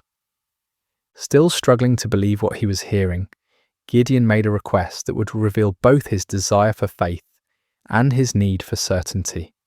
"If now I have found favour in your eyes, give me a sign that it is really you talking to me. Please do not go away until I come back and bring my offering and set it before you." The stranger agreed to wait, and Gideon hurried to his house to prepare an offering. His heart raced as he worked, his hands trembling slightly as he prepared a young goat and made bread from an ephah of flour. This was not a small offering by the standards of his time, especially for a family struggling under the oppression of constant raids. Yet something within him compelled him to give generously, to honour this mysterious visitor properly. When Gideon returned with the prepared food, the stranger instructed him to place the meat and unleavened bread on a rock and pour out the broth. Gideon obeyed, though he couldn't understand the purpose of these strange instructions. What happened next would leave no doubt about the supernatural nature of his visitor. The stranger touched the meat and bread with the tip of the staff he carried, and immediately fire flared from the rock, consuming the entire offering in an instant. The flames burned with an intensity and heat that no ordinary fire could match, leaving nothing behind but the memory of their brilliance. In that same moment, the stranger vanished from sight, disappearing as suddenly and mysteriously as he had appeared. Terror gripped Gideon's heart as the full realization of what had just occurred crashed over him like a mighty wave. This had been no ordinary man, no mere messenger or prophet. This had been the angel of the Lord, a manifestation of God himself. In that moment of understanding, Gideon was overwhelmed not with joy, but with mortal fear. "Alas, sovereign Lord," he cried out in anguish, "I have seen the angel of the Lord face to face." In the ancient world, it was believed that no human could see God and live. The very encounter that should have filled him with confidence instead filled him with terror. Had his boldness in questioning and testing the Lord sealed his doom? Would he die for having stood in the presence of the Almighty? But even in his moment of greatest fear, God's grace reached out to comfort him. The voice of the Lord came to him again, gentle and reassuring. "Peace, do not be afraid, you are not going to die." With his own hands, Gideon built an altar on that spot and called it, "The Lord is Peace."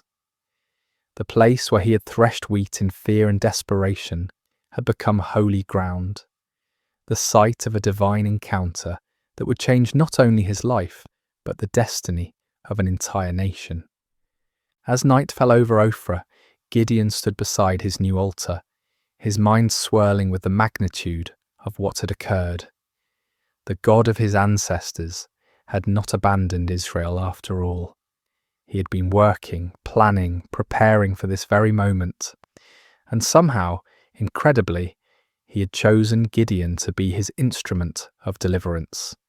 Yet even as faith began to bloom in his heart, doubt lingered like shadows at the edges of his mind. The task before him seemed impossible, the odds insurmountable. How could he, one man from the weakest clan in Manasseh, possibly hope to defeat the countless multitudes of Midian and their allies?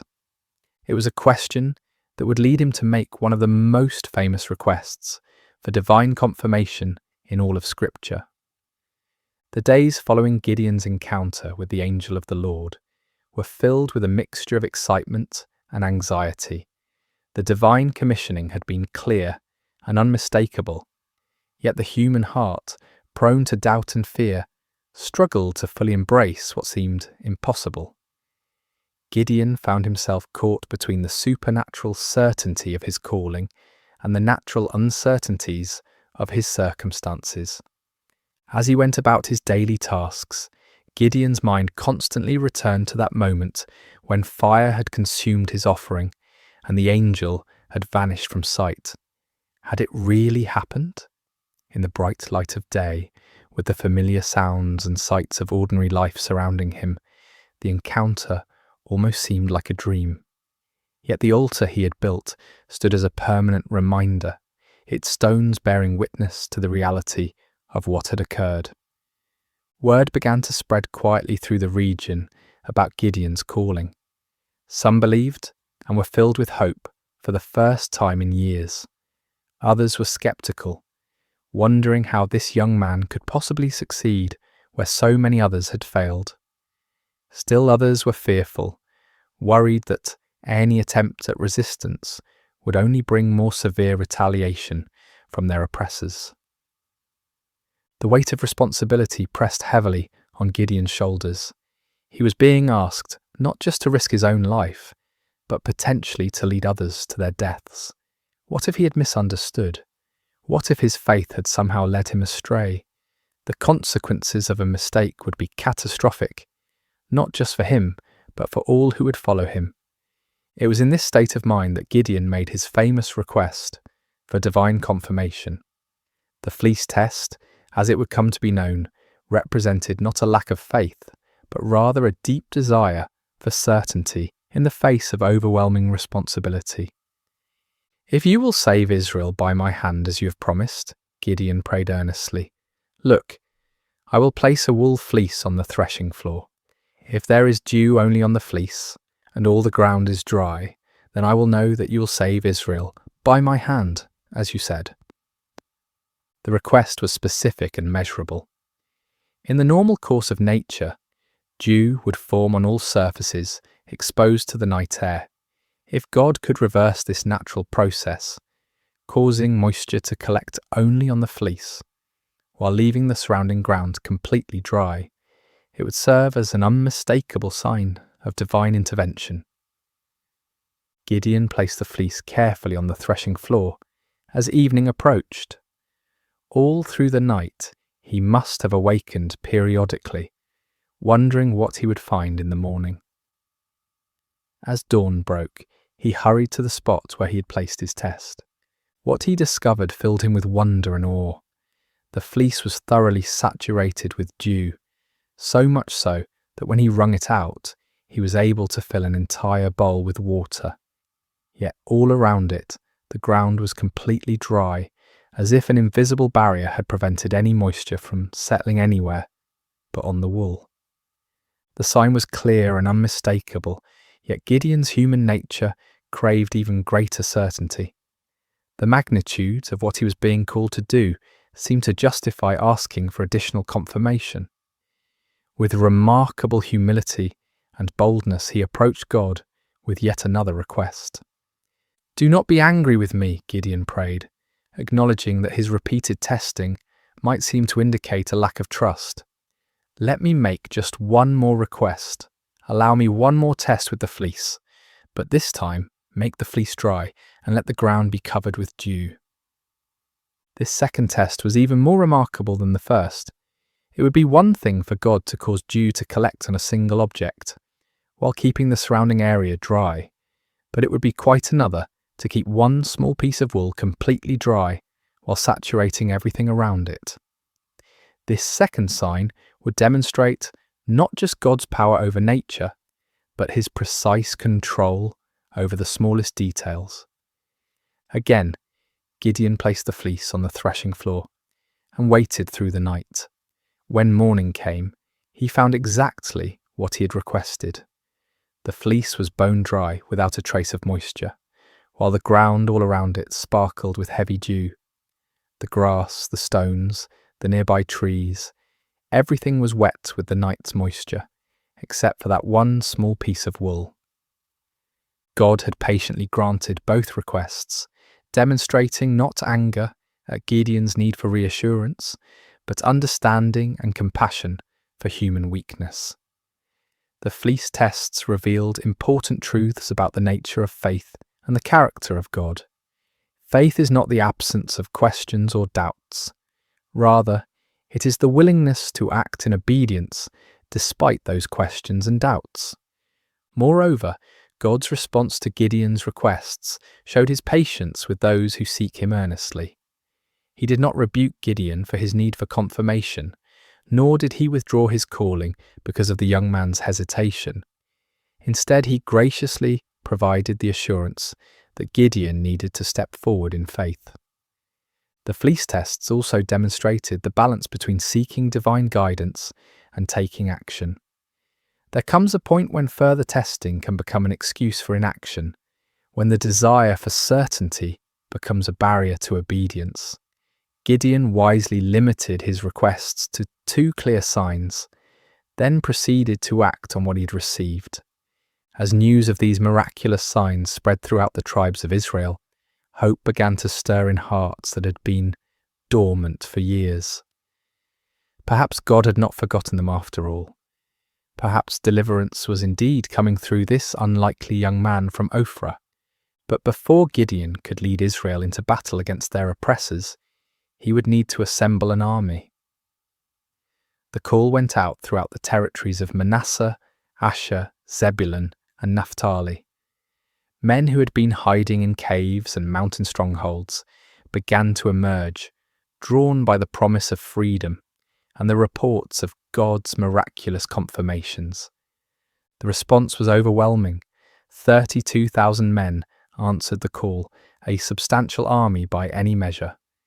These were not professional soldiers, but farmers and craftsmen, fathers and sons, united by their hatred of oppression and their desperate hope for liberation.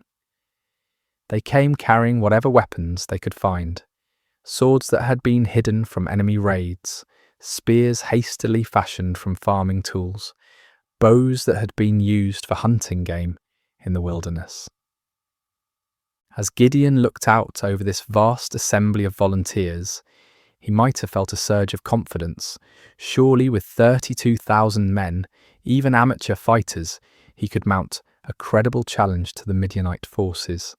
The odds were still daunting, given that the enemy could field armies many times larger, but at least now they had a fighting chance. Yet God had other plans. The fleece tests had been preparation not just for Gideon's faith, but for an even greater demonstration of divine power. The true test was not whether Gideon could trust God with impossible signs, but whether he could trust God with an impossible strategy.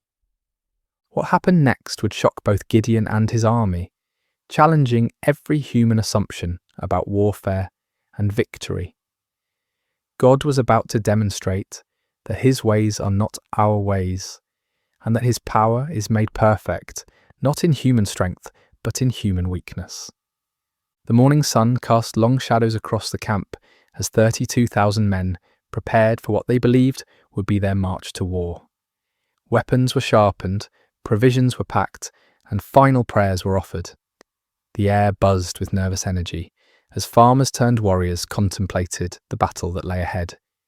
Gideon moved among his troops, offering words of encouragement and trying to project the confidence that a leader must display. Yet privately, he was still awed by the magnitude of what was happening. Just weeks earlier, he had been hiding in a wine press, and now he stood at the head of the largest volunteer army Israel had assembled in generations. But as the army prepared to march toward the enemy encampment, God spoke to Gideon with words that must have sent shockwaves through his entire being. "You have too many men. I cannot deliver Midian into their hands, or Israel would boast against me. Our own strength has saved us." Too many men? The statement seemed to defy all military logic. The Midianites and their allies numbered in the hundreds of thousands. Their camels alone described as being like locusts for multitude. How could 32,000 possibly be considered too many? Yet God's reasoning revealed a profound truth about the nature of divine deliverance. If Israel won the coming battle through conventional military means, they would inevitably credit their victory to their own strength, strategy, and courage. The victory needed to be so obviously supernatural that no one could mistake its source. God's glory was at stake, and that glory could not be shared with human pride. Following God's instructions, Gideon stood before his assembled army and made an announcement that must have stunned many of the volunteers. Anyone who trembles with fear may turn back and leave Mount Gilead. The offer was based on an ancient law found in Deuteronomy, which recognized that fearful soldiers could spread panic through the ranks and actually weaken an army's effectiveness. But in this case, the dismissal served a different purpose entirely. God was beginning the process of reducing the army to a size that would make his intervention unmistakable. The response to Gideon's announcement was immediate and devastating. 22,000 men took advantage of the opportunity to withdraw from what many probably saw as a suicide mission anyway. These were not cowards in the traditional sense. They were ordinary people facing an extraordinary situation, and they chose the safety of their families over the uncertainties of battle. As Gideon watched more than 2/3 of his army walk away, his heart must have sunk. 10,000 men remained, still a respectable force, but far fewer than what seemed necessary for the task ahead. Surely now they could proceed with God's blessing. But God was not finished with his reductions. "There are still too many men," came the divine word. "Take them down to the water, and I will thin them out for you there. If I say, 'This one shall go with you,' he shall go. But if I say, 'This one shall not go with you,' he shall not go." The instruction was puzzling and specific. Gideon was to observe how the men drank water and select his final army based on their drinking method. Of all the criteria that might be used to choose warriors, how they consumed water seemed among the least relevant to military prowess. At the water's edge, the 10,000 men revealed their character through their approach to drinking. The vast majority knelt down and put their faces directly to the water, drinking deeply and focusing entirely on satisfying their thirst. But a small group, only 300 men, demonstrated a different approach.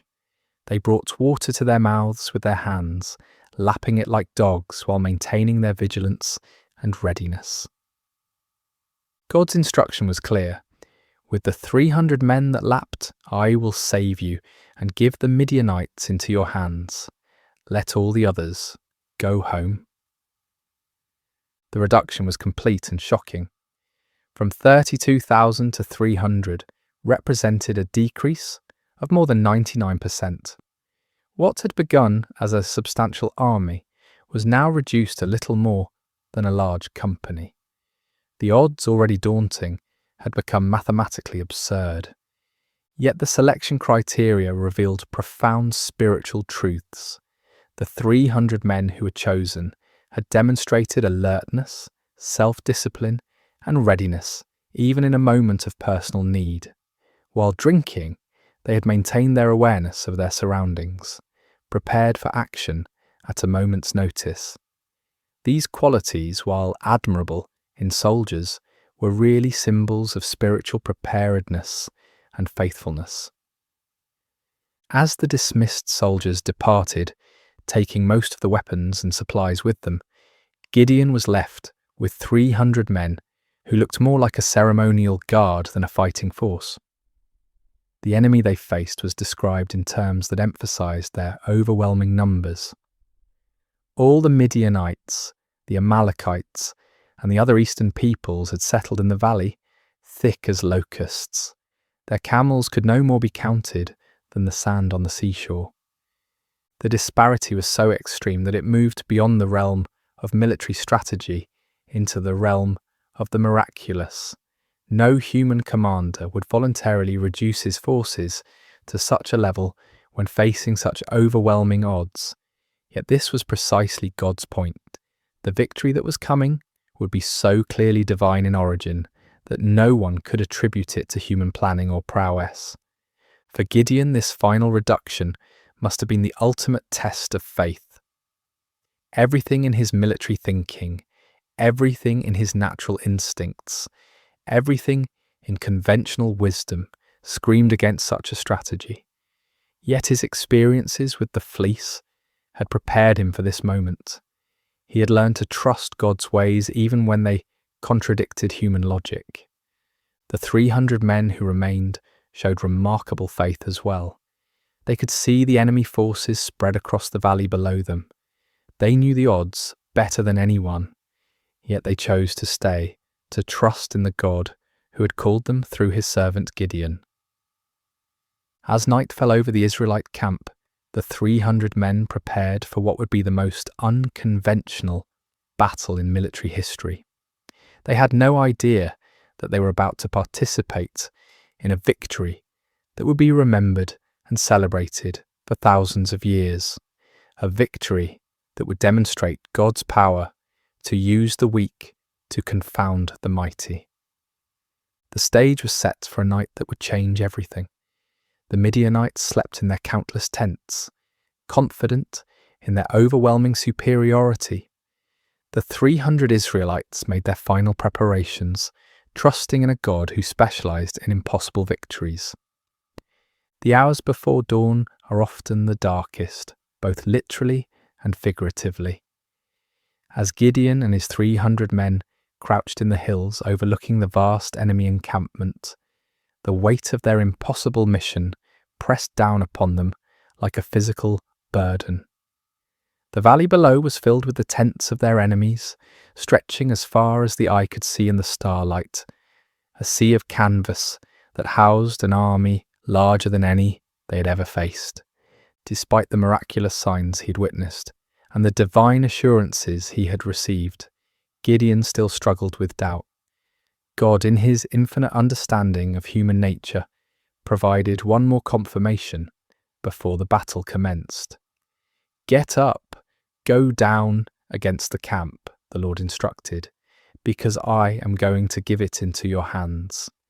If you are afraid to attack, go down to the camp with your servant Purah and listen to what they are saying. Afterward, you will be encouraged to attack the camp." The offer revealed God's compassionate understanding of Gideon's anxiety. Rather than rebuking him for his continued fears, the Lord provided an opportunity for reassurance. Taking his servant Purah with him, Gideon crept down toward the perimeter of the enemy camp under cover of darkness. The Midianite camp was massive beyond imagination.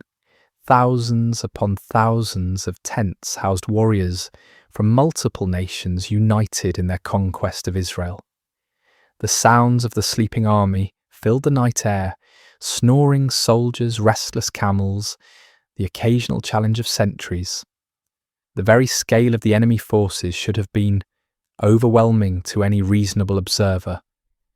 As Gideon and Purah approached the outer edge of the camp, they overheard a conversation between two Midianite soldiers. One was telling his companion about a disturbing dream he had experienced. "I had a dream. A round loaf of barley bread came tumbling into the Midianite camp. It struck the tent with such force that the tent overturned and collapsed."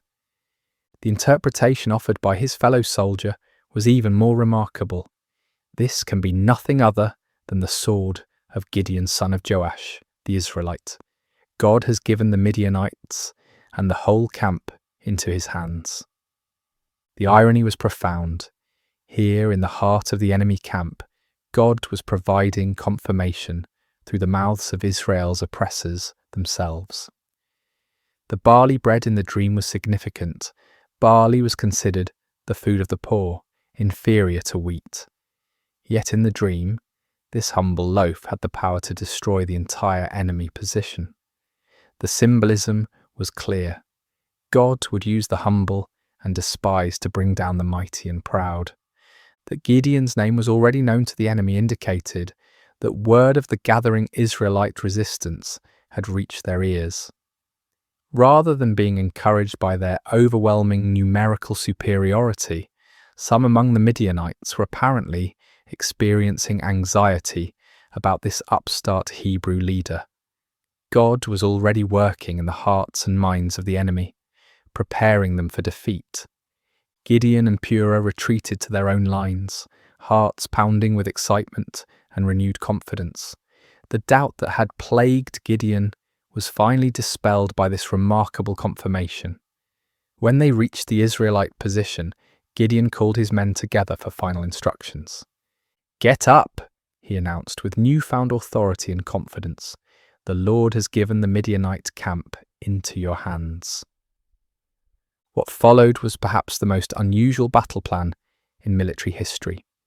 Instead of swords and spears, Gideon distributed trumpets, empty clay jars, and torches to each of his 300 men. The weapons of conventional warfare were set aside in favour of items that seemed more suited to a religious ceremony than a military campaign. Gideon divided his small force into 3 companies of 100 men each. The strategy was simple, yet audacious. They would surround the enemy camp and, at Gideon's signal, create as much noise and confusion as possible while giving the appearance of a much larger force. "Watch me," Gideon instructed his men. "Follow my lead. When I get to the edge of the camp, do exactly as I do. When I and all who are with me blow our trumpets, then from all around the camp blow yours and shout, 'For the Lord and for Gideon.'" The plan required perfect timing and coordination. Each man would conceal his torch inside a clay jar, maintaining complete darkness and silence until the moment of attack. Then, at Gideon's signal, they would simultaneously break their jars, revealing blazing torches, blow their trumpets with all their might, and shout their battle cry. The psychological impact was designed to be devastating.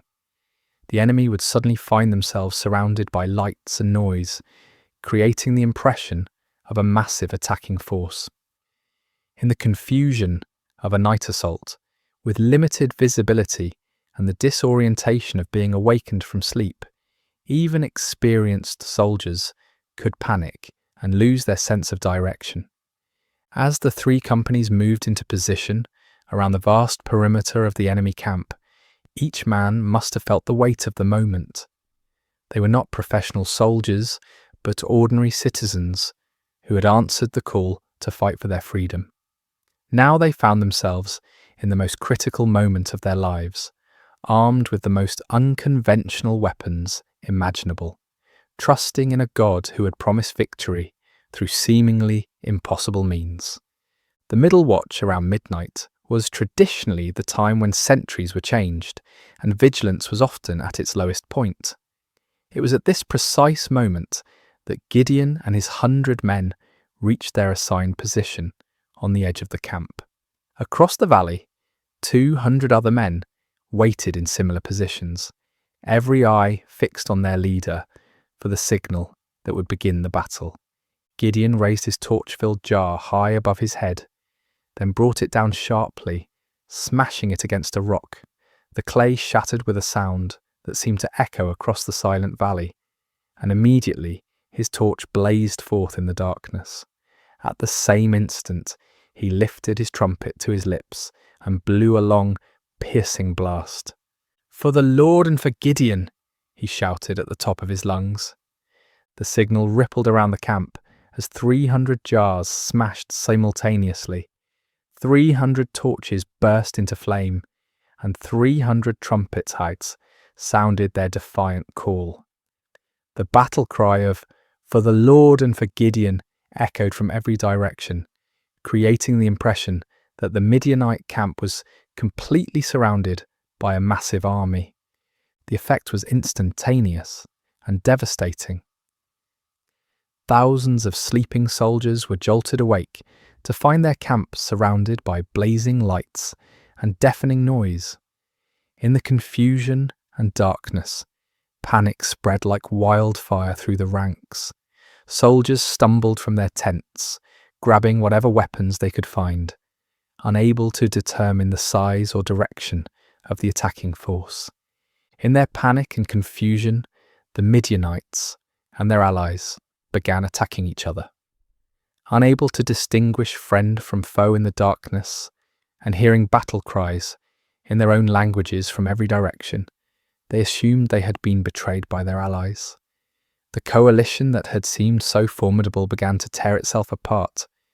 The 300 Israelites maintained their positions around the perimeter, continuing to blow their trumpets and hold their torches high, creating the illusion of a massive army that had the enemy completely surrounded. They watched in amazement as God fulfilled his promise in the most spectacular fashion imaginable. The panic spread throughout the entire camp like a plague.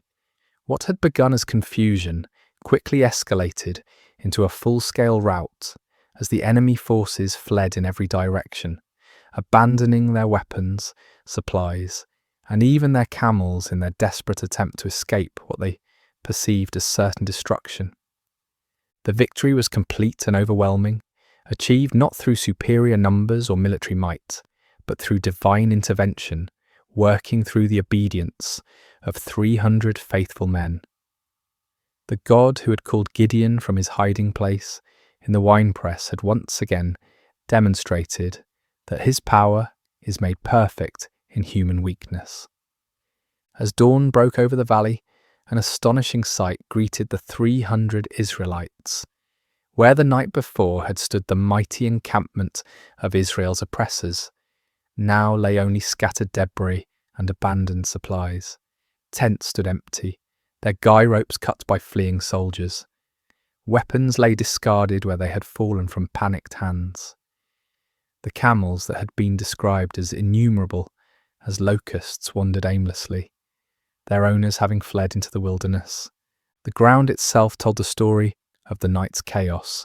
Bloodstains marked the spots where confused allies had struck down one another in the darkness. Personal belongings were strewn across the landscape as the fleeing army had abandoned everything that might slow their escape. The scene looked less like the aftermath of a battle and more like the remnants of a catastrophic natural disaster. Gideon and his men moved through the abandoned camp in wonder, scarcely believing what their eyes were witnessing.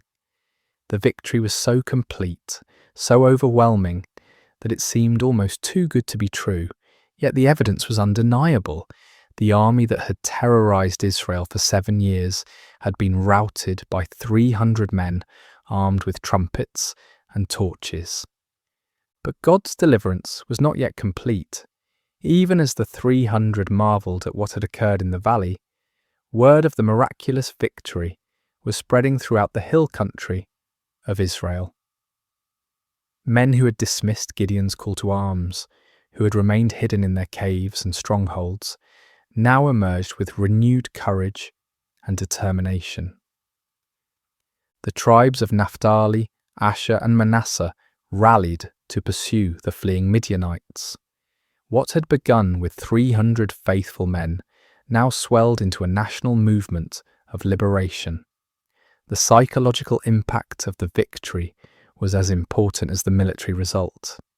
The myth of Midianite invincibility had been shattered in a single night, and the spirit of resistance that had been dormant for so long now burst forth like a river breaking through a dam. Gideon sent messengers throughout the hill country of Ephraim with urgent instructions. Come down against the Midianites and seize the waters of the Jordan ahead of them as far as Beth-barah. This strategic move would cut off the enemy's escape routes and ensure that the victory would be complete. The Ephraimites responded with enthusiasm, capturing the fords of the Jordan and trapping many of the fleeing Midianites. In the pursuit that followed, they captured two of the Midianite leaders, Oreb and Zeb, whose names meant raven and wolf. These princes, who had struck terror into Israelite hearts for years, were now defeated and killed at the places that would forever bear their names: the rock of Oreb and the winepress of Zeb. The pursuit continued beyond the Jordan as Gideon and his original 300, though exhausted, pressed on to capture the remaining Midianite kings, Zaba and Zalmunna. The victory was total and decisive. An empire that had dominated the region for 7 years was completely destroyed in a matter of days. The land of Israel enjoyed peace for 40 years during Gideon's lifetime. The oppression that had driven families into hiding was replaced by prosperity and security. Fields that had been abandoned were cultivated again.